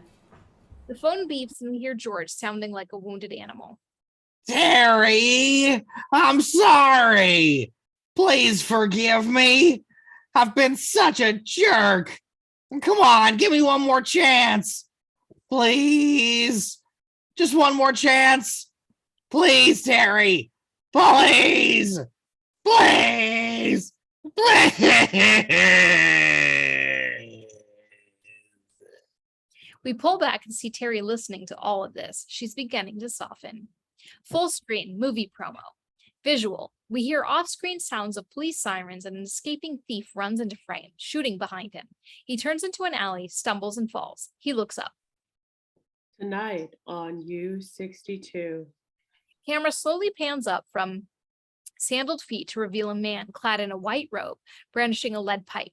He is bald, wears round wired-rimmed glasses, and has a wooden matchstick in his mouth. He's back, and this time he's mad. Title logo flies into frame. Gandhi 2. Gandhi single-handedly wipes out a gang of hoods with kicks to the groin and blows to the face. He punches one of them so forcefully that his fist goes through the hood's stomach and out his back. No more Mr. Passive Resistance. He's out to kick some butt. This is one bad mother you don't want to mess with. He grabs another hood by the hair, pulls his head back, and holds a knife to his throat. Don't move, slime ball. A red Corvette screeches into frame. Gandhi hops out, grabs a punk, and slams his face repeatedly against the hood of the car. He's a one-man wrecking crew. Gandhi struts down the street at night with the gorgeous women on each arm and paparazzi taking pictures. But he also knows how to party. Gandhi is at a fancy restaurant placing an order with the waiter. Give me a steak, medium rare. He sees an off-screen commotion, flips the table over, whips out a submachine gun, and starts blasting. There is only one law, his law. Logo flies into frame again. Gandhi 2. Interior U62 main room. George and Bob are at their desks. Fletcher walks in and starts measuring things with a tape measure. George does a double take and gets up. Can I help you? Oh, no, thanks. Just taking a few measurements. I think I missed something here. Oh, didn't I tell you? I own this place now. Wait, you what? Oh, what's the matter, kid? You got wax in your ears? Harvey Belchick's flying in tonight to close the deal. I don't believe this. Hey, wait a minute. You already own Channel 6. I thought it was illegal to own two TV stations in the same town. No, really? Oh, that's too bad. I guess I'll have to turn this place into a parking lot. Let's see. The compact cars can go here. Maybe have the attendance booth over here. Interior Harvey's LA house day. Harvey rushes past Esther, suitcase in hand, headed for the front door. Harvey, I still don't understand what this is all about. I told you I just got to wrap up a little business deal. I'll be back in a few days. I'll tell you all about it then. Well, you take care of yourself. And remember, no fried foods. He kisses her and rushes out the door as the phone begins to ring. She picks it up. Hello? Oh, hi, Georgie. It's so nice to hear from you. How's everything? Esther's cheerful expression turns to a look of outrage. He what? Exterior Harvey's house day. He is getting into a taxi. Harvey Billichick, you get in here! Interior U62, angle on George and Bob. Uncle Harvey, at least give me a chance to match his offer. Yeah, well, let me worry about where I'm going to come up with the money. Right, $75,000 in cash by Friday night. 10 o'clock. Yeah, I got it. Okay, bye. George hangs up. Where are you going to get that kind of money? I don't know. What about the bank? That's pretty short notice for a loan that size. I'll be there first thing in the morning. What about Fletcher? You think he's going to take this lying down? Fletcher. Yeah, I wouldn't put anything past that guy if there was some way we could keep an eye on him. They are outside the open door of Philo's workshop. George looks in and sees Philo working on a camera. Philo looks up at George and smiles. Interior Channel 6, Fletcher's office night. Fletcher is standing at his desk, closing a briefcase filled with cash. With the briefcase in hand, he walks toward the door and turns off the light and leaves, closing the door behind him. Camera pans up and we see a drill bit coming through the ceiling. Interior crawl space. Philo finishes drilling the hole below him and begins installing a camera. Exterior airport terminal night. Fletcher is standing next to a limo parked at a curbside. A uniformed chauffeur standing next to him, holding up a sign which reads Bilchick. Howard walks out of the terminal, sees the sign, and tentatively approaches the car. Harvey Bilchick. Hey, great to see you. RJ Fletcher. Did you have a good flight? The chauffeur takes Harvey's luggage. Harvey reaches inside his coat pocket and pulls out a dozen bags of honey roasted peanuts. Yeah. Want some peanuts? No, that's okay. Mr. Bilchick, while you're here in town, I want to make sure you're comfortable. Anything special you want, you just let me know. Now, what do you say we take care of some business? I've got all the cash right here. Just sign these and we can start celebrating. Fletcher pulls the contracts and a pen out of his inside jacket pocket and holds them out to Harvey. Yeah, well, listen, I gotta talk to you about that. What? What's wrong? Well, the thing is, I promised George I'd give him a chance to come up with the money by Friday night. What are you talking about? We had a deal. Harvey gets in the backseat of the limo, closes the door, and continues the conversation through the open window. Yeah, I know. Look, I'm really sorry. It's just something I had to do. But hey, don't worry about it. There's no possible way that kid could come up with 75 grand in 2 days. The limo pulls away from the curb and Fletcher watches it leave. I'll make sure he doesn't. Interior George's apartment. George is sitting in the living room couch looking totally disheveled and in a daze. Papers and file folders are scattered all around him. He's been up all night putting together his proposal for a bank loan. As the camera pushes in on George's face, we dissolve to a music video fantasy sequence. Note, this segment will be written after principal photography has been completed. Exterior downtown bank, angle on front door day. The bank president is leading George out of the front door. I must say, Mr. Newman, you certainly have shown visible interpolated net profits in this fiscal year. However, your short-term amalgamated balance quotients have been prorated retroactively. I'm afraid a loan is out of the question. Have a nice day. George has been deposited on the front steps of the bank president as the bank president shuts the door. Through the glass, we see a man lower his newspaper and nod to the bank president. It's Frankie, Fletcher's head goon. Exterior U62 front steps day. George sits dejectedly on the front steps. Stanley appears at the front door, carrying a Windex bottle and a rag. He notices George and approaches him. Hey, George. What's wrong? Stanley, you don't want to know. Oh, then why did I ask? George gives him a look. Is there anything I can do to help? Unless you got $75,000. Stanley pulls out his wallet and looks inside. No, sorry. Might as well face it. We're sunk. Fletcher's got us. I knew this was too good to last. This is ridiculous. I own 40% of the most popular station in town. There's got to be something I could do. George's face is transformed as he gets an idea. Interior U62 studio, close angle on Stanley, day. The U62 telethon is over! The studio audience cheers loudly. We see a large tote board which displays all zeros and a clock next to it which reads 4 o'clock. A sign above it reads U62 Telethon, save our station. Several volunteers sit behind tables. Yes, folks, U62 is in trouble and we need your help. RJ Fletcher, owner and operator of Channel 6, has put in an offer to buy this station for $75,000. If we don't match that amount by tomorrow night, he's going to level this place. So we need your support. Interior Channel 6, Fletcher's office day. Richard pokes his head into Fletcher's office. Hey, Dad, you better turn on Channel 62. Something funny's going on. Fletcher frowns and turns on his television. Interior U62 studio. Now, we're not asking for donations. What we're doing is offering everyone in this town a unique business proposition. Our station manager, George Newman, owns 40% of U62.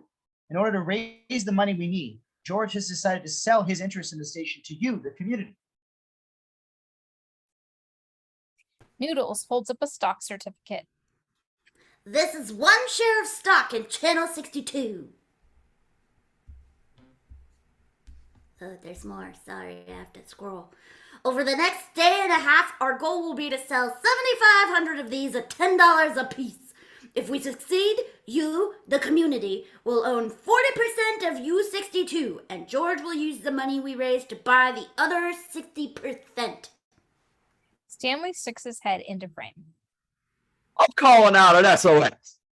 Save our station. We've got volunteers right over here to take your money. They're going to be here around the clock for the next 2 days. And I'm going to stay right here with them until every share is sold. And get down here any way you can. Get in your car, hop on your skateboard, crawl on your belly if you have to. It's time for you to carve your initials on the bathroom wall for eternity. This destiny of the world is in your hands. What do you say, gang? Can we do it? The crowd goes wild. Interior Channel 6 main room day. Fletcher, Frankie, and Eddie are off in a corner watching Stanley on a monitor. I think it's time you boys paid our Mr. Spadowski a little visit. Exterior U62 night. A line of people chatting excitedly stretches from the parking lot up to the front doors and into the building. Interior studio. The line of people reaches to the volunteers sitting behind the tables. The studio clock reads 8:15 and the amount on the tote board is $23,160. Okay, listen up, everybody. Your response so far has been really great, but we've still got a long way to go. Interior department store, appliance department. Teri walks by several people who are glued to the row of televisions, all turned to Channel 62. She stops and watches. Remember, when you buy stock in U62, not only will you be helping yourself and the community, you'll also be helping a really swell guy, our station manager, George Newman. I'll tell you, George is the one guy who really cares about people. He's given a lot of people here a chance. Now let's give him a chance. How about it? The crowd lets out a cheer. Pam's speech seems to have held a special meaning for Teri. Interior main room back area. As we hear Pam's plea continue in voiceover, we see Stanley sitting in the back corner of the room. He is slumped down on a stool, sweating profusely and hyperventilating. A towel was draped around his neck. George is psyching him up as a boxing trainer would do as prize fighter, wiping his face, massaging his arms, and squirting water into his mouth. You're doing great, Stanley. Now remember, you got to pace yourself. You got a long way to go before tomorrow night. I can do it, George. I can do it. All right, just take it easy. Is there anything I can get for you? How about some Play-Doh? Okay, Stanley. I'll see what I can do. George exits frame. In the background, 2 pairs of eyes appear in the window and then disappear. Stanley hears someone tapping on the rear exit door a few feet from him. Who is it? Got a pizza here for Stanley Spadowski. Stanley gets up, walks over to the door, and starts to open it. Pizza for me? Oh! As he opens the door, 2 pairs of arms reach in and grab him and yank him outside. The door slams shut and we hear the sound of a car burning rubber and pulling away. Interior reception area. George rifles through the drawers of the front desk. He pulls out a container of Play-Doh. Bob enters. Hey, George, where's Stanley? I can't find him anywhere. What do you mean? I just left him in the back a minute ago. I'm telling you, he's not here. Boy, that is strange. Interior Thug's car at night. Stanley is in the back seat blindfolded, sitting between two of Fletcher's thugs. Eddie is in the passenger seat and Frankie is driving.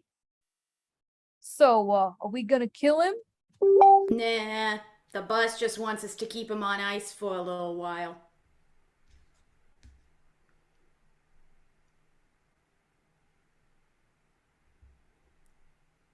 Hey, prisoner, we can't hear you. Hey, wait a minute. You guys aren't from the pizza place? The thugs do a take of each other.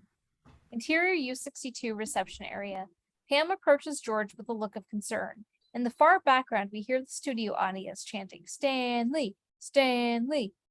George, we better do something. Every minute Stanley's off the air, we're losing money. Yeah. Listen, just stall long as you can. I'm sure he'll turn up. Pam exits and Bob enters. What do the police say? They're doing everything they can. Look, I'm telling you, George, Fletcher's behind this. I just know it. Exterior Channel 6 night.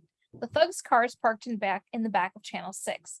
We see a dim light coming from behind the basement window. Interior Channel 6 basement. The thugs are seated around a small card table playing poker. Stanley is tied up in a chair, still blindfolded. Okay, I'm thinking of something. Orange. Something orange. Orange. Give up? Orange! See? Get it? This is fun, huh? Okay, now I'm thinking of something blue. Something blue. Let me kill him, please. Let me kill him. Interior U62, close angle on clock. The arms of the clock wind to 5:30 a.m. Dissolved to what's left of the studio audience, a few scattered people now crashed out on the bleachers. The bank of volunteers is looking equally burnt, and the line of share buyers is now completely gone. On the set, we see a pair of totally bizarre performance artists going through ridiculous routine. George looks on bleary-eyed. Bert grabs a coffee pot with both hands and chugs the whole thing. One or two members of the studio audience applaud sleepily as one of the performers finish and Noodles takes the stage.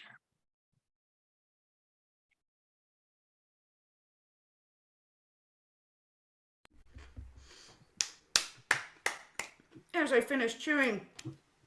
All right, wasn't that terrific? Well, folks, our telethon is still in full swing.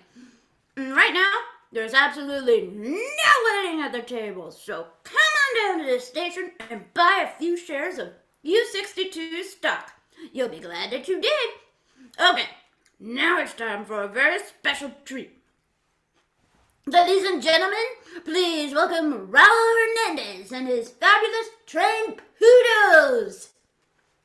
Angle on the side stage. As corny intro music starts, a spotlight appears on a bare stage in front of curtains. Suddenly, Raul bursts through the curtains screaming, completely covered by growling, ferocious poodles. He runs out of frame and we hear a large crash. This doesn't seem to wake anybody up. Interior Channel 6 basement. The thugs are quietly staring at their cards, on the verge of nodding out. Suddenly, Stanley starts singing at the top of his lungs. The thugs practically jump out of their seats. When I get to the bottom, I go back to the top of the slide. And I stop and I turn and I go for a ride. When I get to the bottom, I see you again. Yeah. Sorry. Frankie throws his cards down on the table, walks over to Stanley, and drags him, still blindfolded, tied up to the chair, to a small, dark, adjacent room. Look out! Helter Skelter! No. Helter Skelter! Frankie slams the door shut.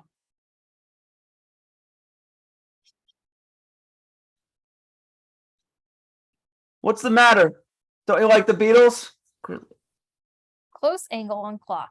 The clock winds to 4 p.m. As the hands turn, George's head pops into frame. He does a confused take on the clock, then bangs it with his fist, causing the hands to stop. Philo, it's doing it again. Gonna get this thing fixed. Interior U62 day. On the tote board, the total has risen to 45,180. A dozen or so people are lined up at the tables buying shares, and there is a modest-sized, energetic studio audience. Bob is interviewing a doctor on the set. We're here with Dr. Leon Schickelgruber from Eastside Medical Center. Okay, Doc, what have you got to say? Well, Bob, I've got an offer for everybody right here, right now. Anybody who comes in here in the next hour and buys 10 shares or more, they get a free chest x-ray on me. All right. Hey, tell you what, 20 shares or more and I'll throw in a free enema. Did you hear that? Did you hear that? Let's hear it for Dr. Leon Schickelgruber, a true friend of Channel 62. Angle on George. With friends like that, who needs enemas? Exterior Channel 6 parking lot day. Fletcher gets out of his car and walks along the side of the building toward the front door.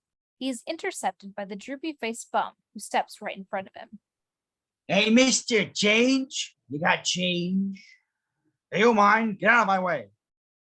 The bum weaves back and forth in front of Fletcher, not letting him pass.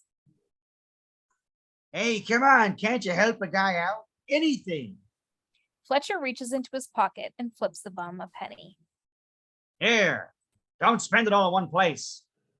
Fletcher walks by. The bum examines the coin and his eyes widen. Wow. I've been looking for one of these for years. Thanks a lot, mister. Thanks. Fletcher does a confused take toward the bum and continues walking. As he approaches the entrance to the station, we see Teri's car pull up behind him. Interior Channel 6, reception area day. Fletcher walks in and picks up his messages at the reception desk. As he heads to his office, Teri enters the station and approaches him.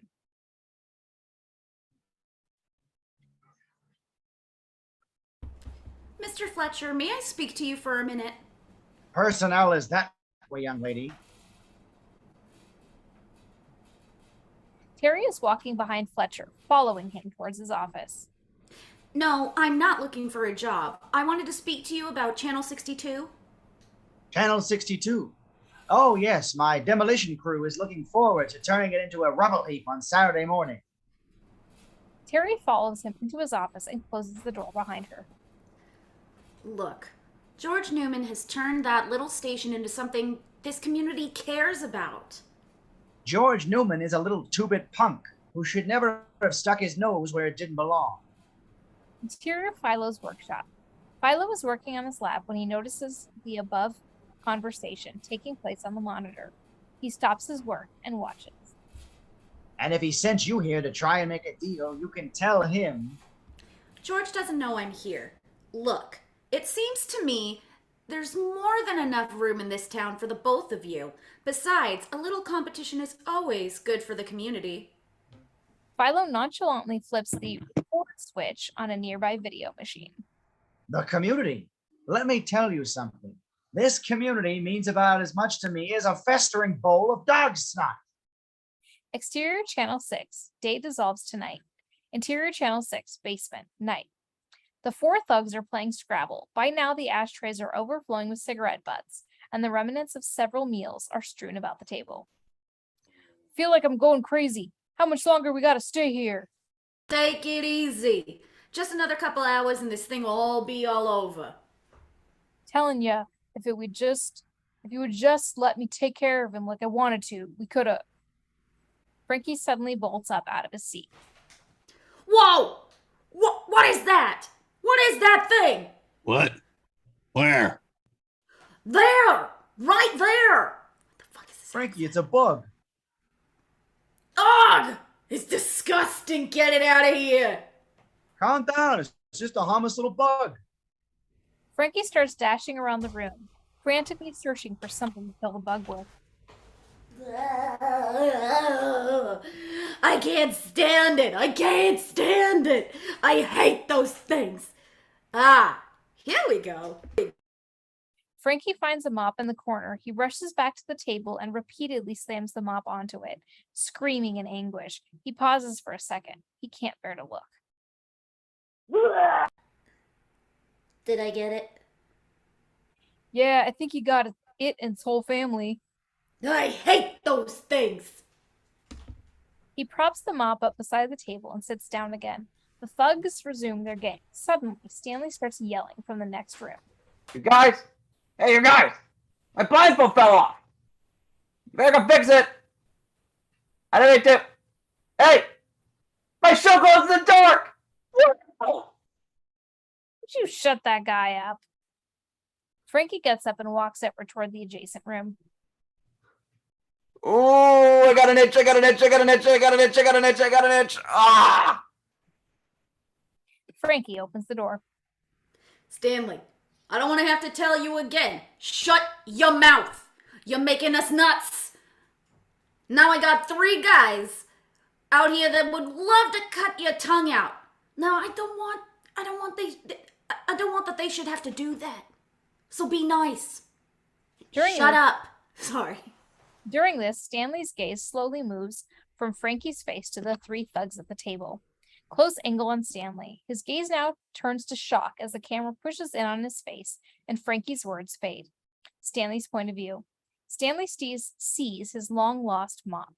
As the camera pushes in on it, we hear the sound of angelic voices. Close angle on Stanley.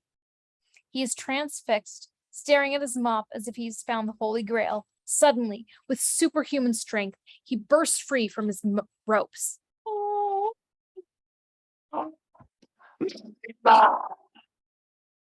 He lunges forward like a man possessed and slams Frankie against the door. As he reaches out toward the table, Eddie gets up and tries to intercept him. He grabs Eddie with one hand, lifts him up, and throws him across the room as if he weighed nothing. Wide-eyed, he grabs his mop and starts swinging it at the other thugs who are trying to contain him. As he swings the mop, it makes a whooshing sound like Luke Skywalker's lightsaber. He clobbers the 2 thugs, and they are temporarily stunned, and he escapes through a doorway. He runs up the stairs while the thugs draw their guns and start to run after him. Interior Channel 6 main room. The stairway door flies open, and Stanley runs out with the thugs in close pursuit. Stanley turns a few desks over, trying to block their path, but they keep coming. They are now firing their guns, and a few shots come perilously close. Stanley runs in the direction of the front entrance, but one of the thugs beats him to it, blocking his escape. With nowhere left to go, shots still flying, he dives into Fletcher's office and slams the door closed.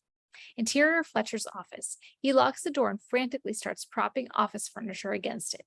Interior U62, Philo's workshop. On the monitor, a chair comes crashing through the glass partition in Fletcher's office.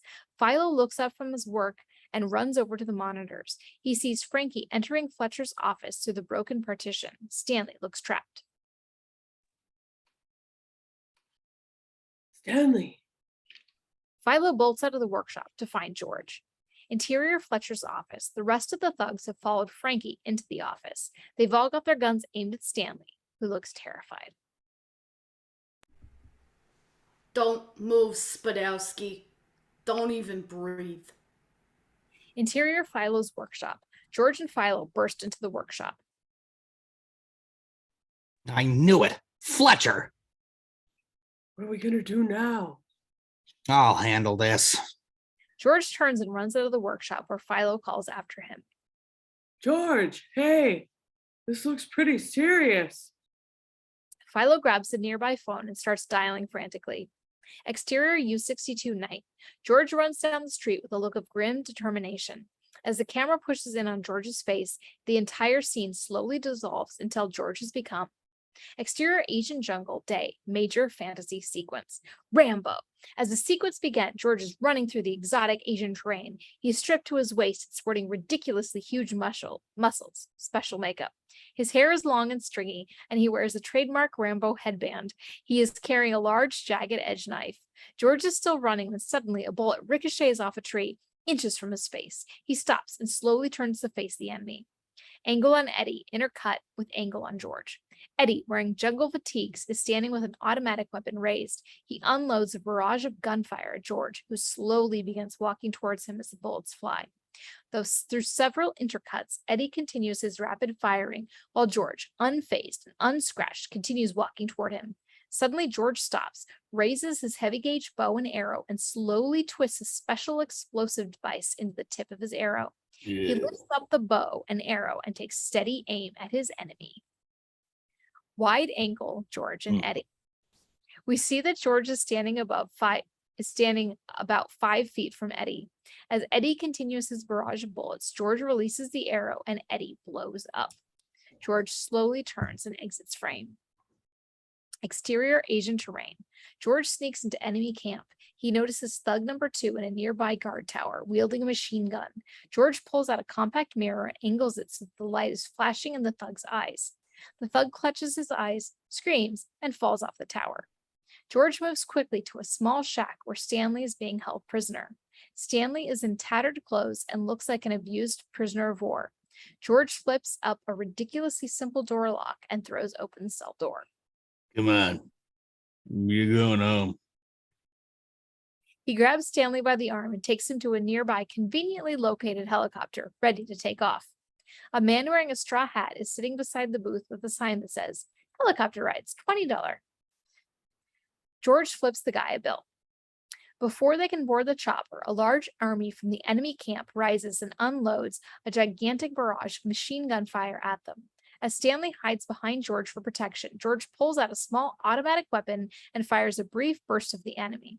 In unison, they all fall down.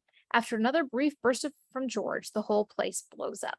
Back near the burning village, we see Frankie, in enemy garb, lying on the ground wounded. He slowly raises his gun and fires it at George. George recoils as he catches the bullet in his teeth and then turns back to Frankie, scowling. He chews up the bullet and spits the pieces out like machine gun fire. Frankie blows up. George and Stanley board the helicopter, which is adorned with huge fuzzy dice, pom-poms, and a bouncing hula girl on the dash. Soon after they are airborne, they are confronted by a big, ominous-looking helicopter coming straight toward them. It is a Channel 6 traffic helicopter piloted by Fletcher. George grimaces fiercely and fires a rocket at the oncoming craft. It blows up. George starts firing artillery rockets at everything in sight. In a quick cut sequence, he blows up huts, enemy soldiers, the Eiffel Tower, the Sphinx, etc. George looks out at the chopper and lets out a loud, guttural scream. We see several huge explosions in rapid succession. We have no idea what is being blown up. Interior Fletcher's office, night. Suddenly, the door to Fletcher's office is kicked in. George is standing there, still thinking he's Rambo. He lets out another loud, guttural scream. After first being startled, the thugs look in disbelief at each other and then at George. How's it going? Interior main room, Channel 6. Frankie and the boys are leading George and Stanley out of Fletcher's office at gunpoint. Listen, I can see you guys are pretty busy. How about if I just come back later? Get it, pal. We're all going for a little ride. Oh, well, we're going to have to take your car. Mine's a 2-seater. Shut up, kid. You know, you really botched things up. If you hadn't stuck your face in our business, we'd all be going home soon. But now it looks like we're gonna have to put you and your friend out of circulation. For good. Eddie chuckles softly. George crooks a finger, all of The Shining. Bad rum. Bad rum. We hear a muffled sound from a nearby room. Hold on. Did you hear something? What? I thought... Frankie approaches the door. Angle on door. The sign on the door reads supplies. Frankie opens the door and is greeted by Kuni and the entire karate class, who is in unison cheerfully yell, Supplies! They burst out of the closet and proceed to demolish the thugs in the entire main room. In the middle of the fight, with legs, fists, and elbows flying all around them, George and Kuni share a pleasant conversation. So, you guys just happen to be in the neighborhood? That's a good one, George. Kuni flattens an oncoming thug with one swift blow. Philo called. He said you might need some assistance. Well, thanks for dropping by. You know, we really should get together and have lunch sometime next week. George ducks as a thug's body flies over his head. Interior U62 studio. It is now 8:15 p.m. The total on the tote board reads $48,620. Wally Lipovich one-man band is on set playing a rousing Sousa march. A biker rushes onto the studio and excitedly yells to the crowd.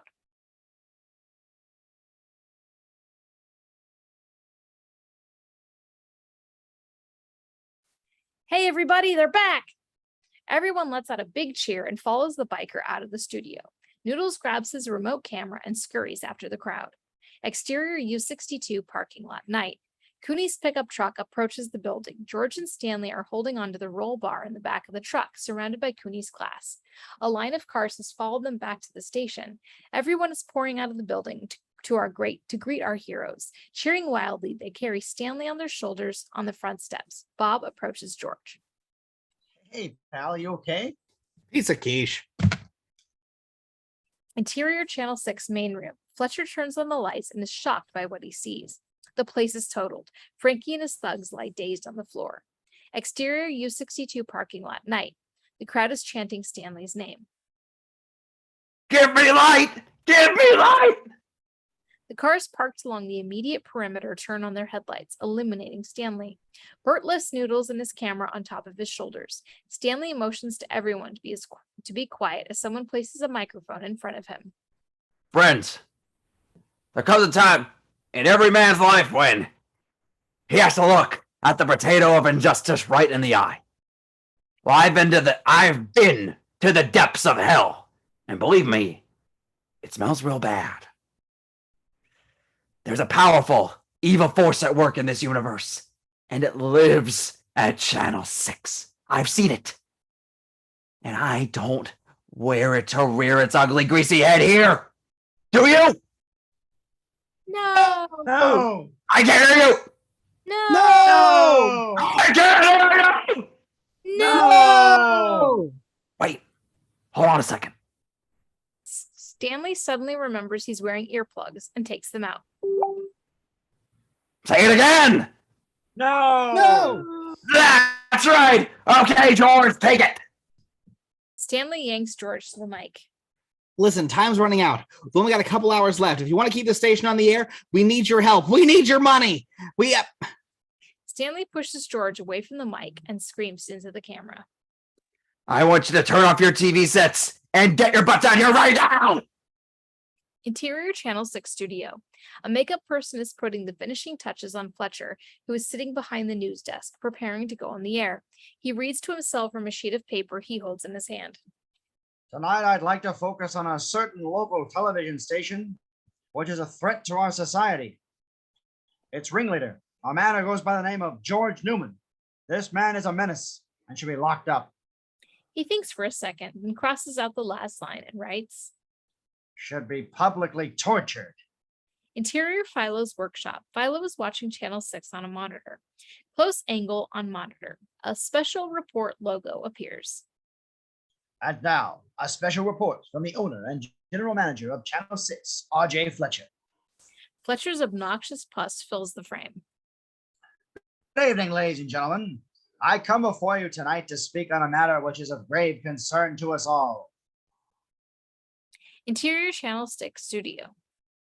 I want to show you how one small television station can single-handedly disrupt and destroy the moral fiber of a community.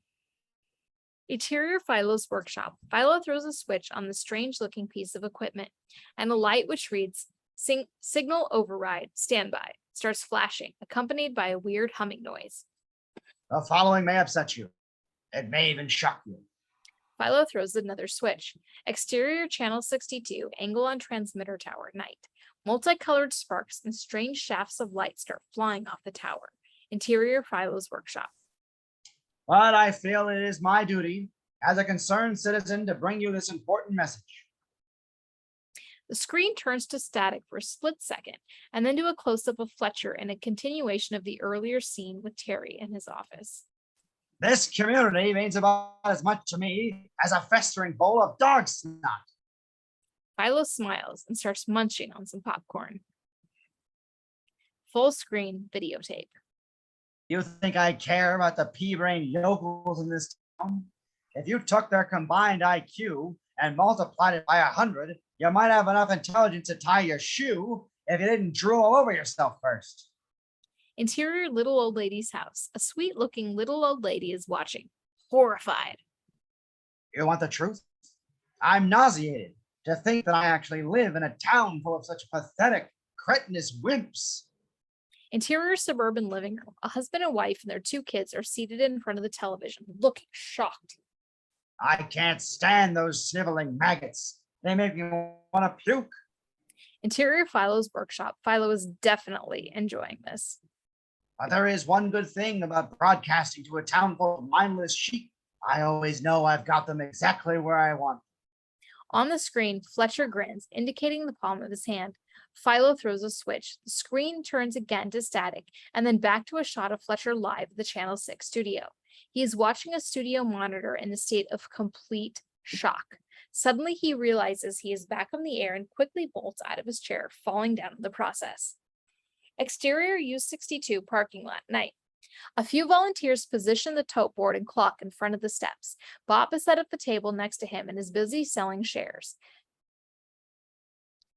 2 keg lights are wheeled in and turned on. The crowd has now grown to 300 or 400. People continue to pour in. The tote board reads $65,460. George comes out of the building and approaches Bob on the front steps. Bob finishes stuffing a suitcase with loose $10 bills. George, listen, I'm kind of nervous about holding on to all this cash. I think I'll go stash it in the back. Hey, good idea. Bob locks the suitcase and exits frame. Interior workshop. Philo is engrossed in one of his experiments. Bob enters, hides the suitcase behind the workbench, and leaves. After a few seconds, Eddie emerges from behind a stack of boxes and quietly approaches the workbench. He finds a similar-looking suitcase in the same area, picks it up, and quickly leaves through the rear exit. Exterior U62 parking lot, night. Listen to me. We need your money. I know you got money. You've probably been saving up for something stupid like food. But forget about it. Angle on George. There is complete pandemonium. Bert and Noodles are capturing the scene on remote camera, and Bob is back outside selling shares. The total is up to $69,830. Philo approaches George. Excuse me, George. Do you have any idea what could have happened to my suitcase? Oh, sorry. What was in it? My entire collection of rare entomology specimens. Oh. Well, don't worry. I'm sure it'll turn up somewhere. Interior Frankie's car. The 4 thugs are joking and celebrating their heist. Frankie is behind the wheel and Eddie is in the passenger seat. The suitcase is on the seat between them. I couldn't believe it. It was so easy. He just left it right there in plain sight. I don't know why we didn't think of this earlier. You know, there's nothing I like better than the smell of fresh money. Let's see what we got here. Frankie opens the suitcase. It is filled to the brim with huge, disgusting, slimy bugs, straight out of Temple of Doom. Frankie's eyes widen as he starts to scream uncontrollably. Eddie and the 2 thugs in the back seat look into the suitcase and start to scream. Exterior road, night. Swerving wildly, the car drives off a bridge and into the river. We hear loud screams coming from the car as it falls to the air. Exterior U62 parking lot. Angle on Stanley. $73,000! Look at that! We just hit the $73,000 mark! Musketeers! We can... Angle on George. Teri approaches George from behind. What do you say, stranger?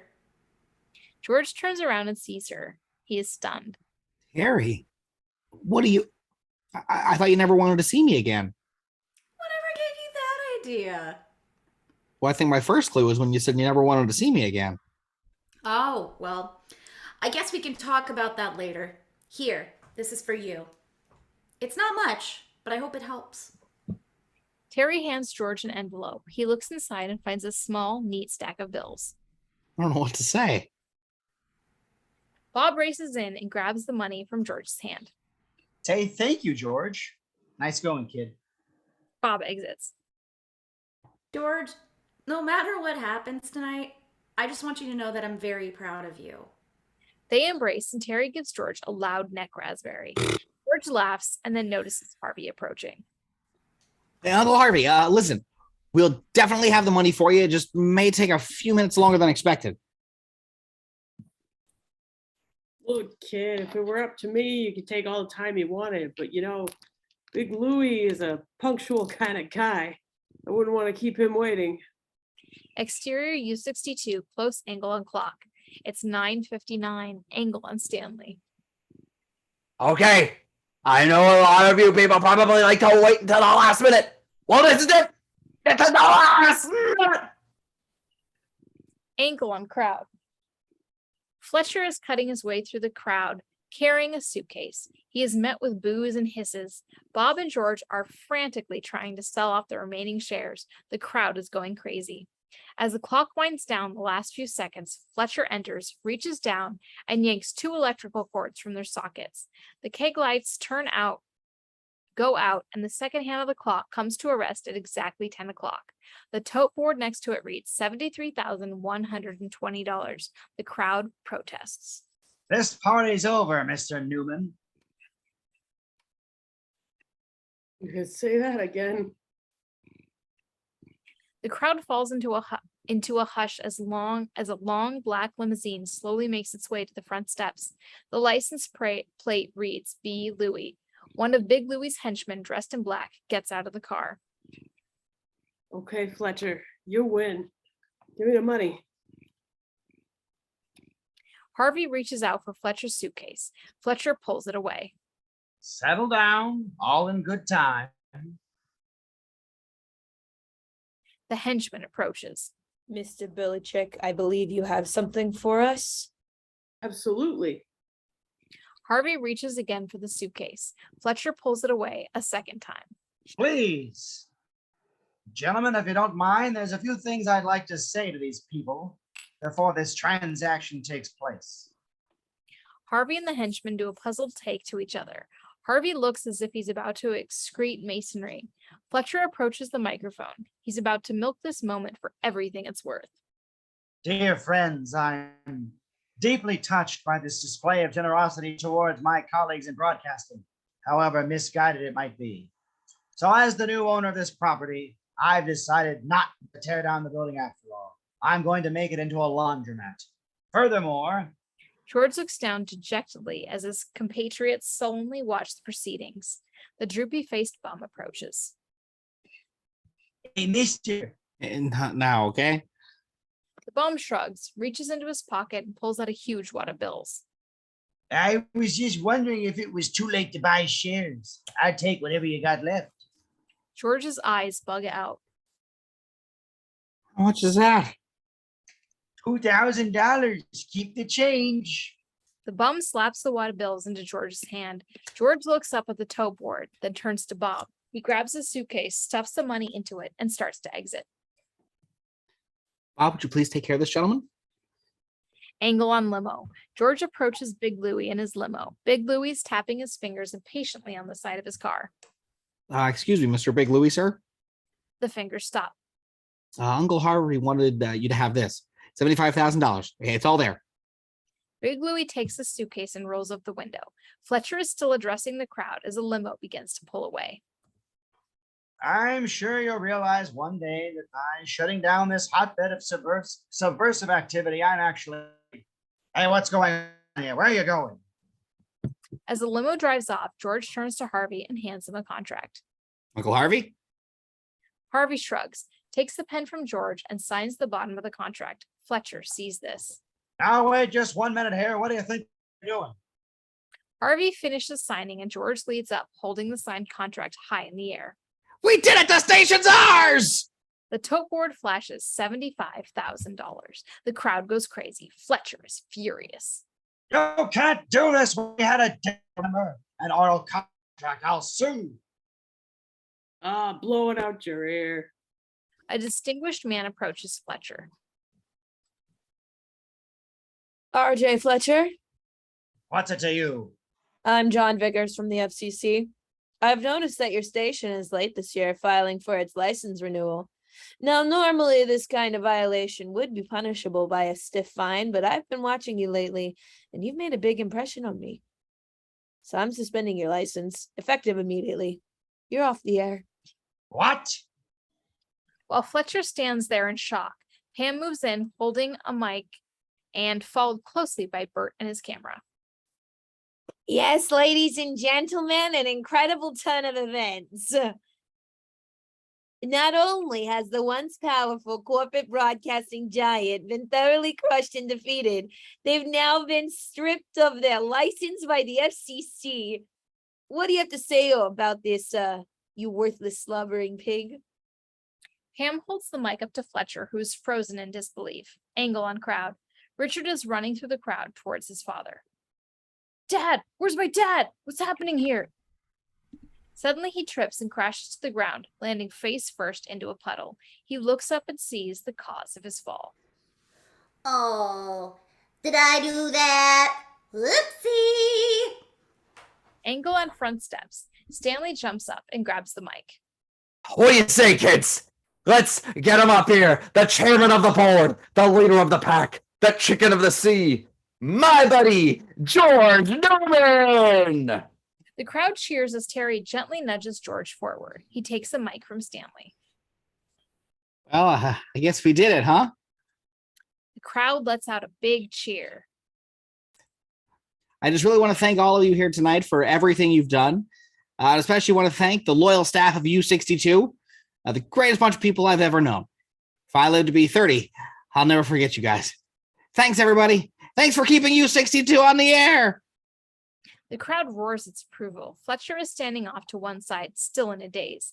A sweet-looking little old lady approaches him. Are you R.J. Fletcher? Yes. The little old lady pulls off and kicks Fletcher squarely in the groin. Fletcher doubles over in pain. Angle on George and Philo. George is standing near the front steps with his arm around Teri. Philo approaches. Philo, hey, man, you really went beyond the Call of Duty on this one, pal. Thanks. Glad to help, George. It looks like my work on this planet is done. Which is a good thing because the cats are ridiculous here. I must now return to my home on the planet Zarkon. Okay, well, have fun. Philo walks away. Nobody notices as he transformed into an alien creature and hyperspaces into another dimension. Harvey approaches George.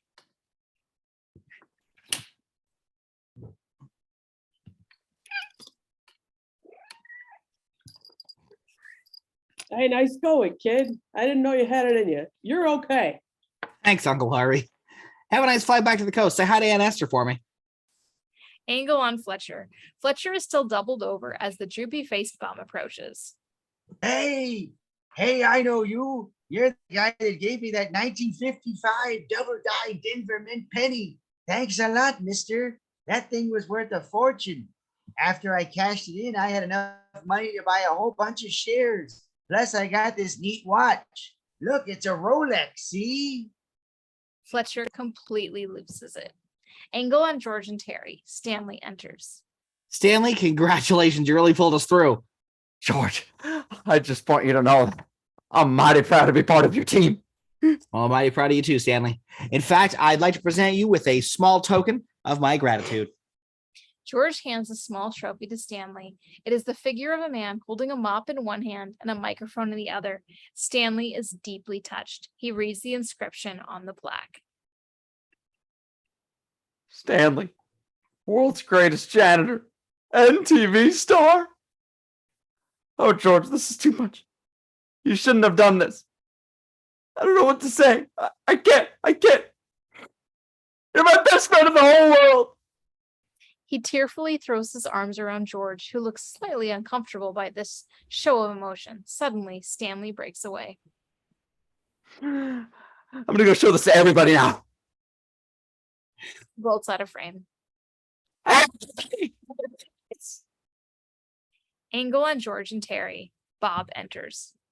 Hey, Bob, listen, how would you feel about holding on the fort for a couple days?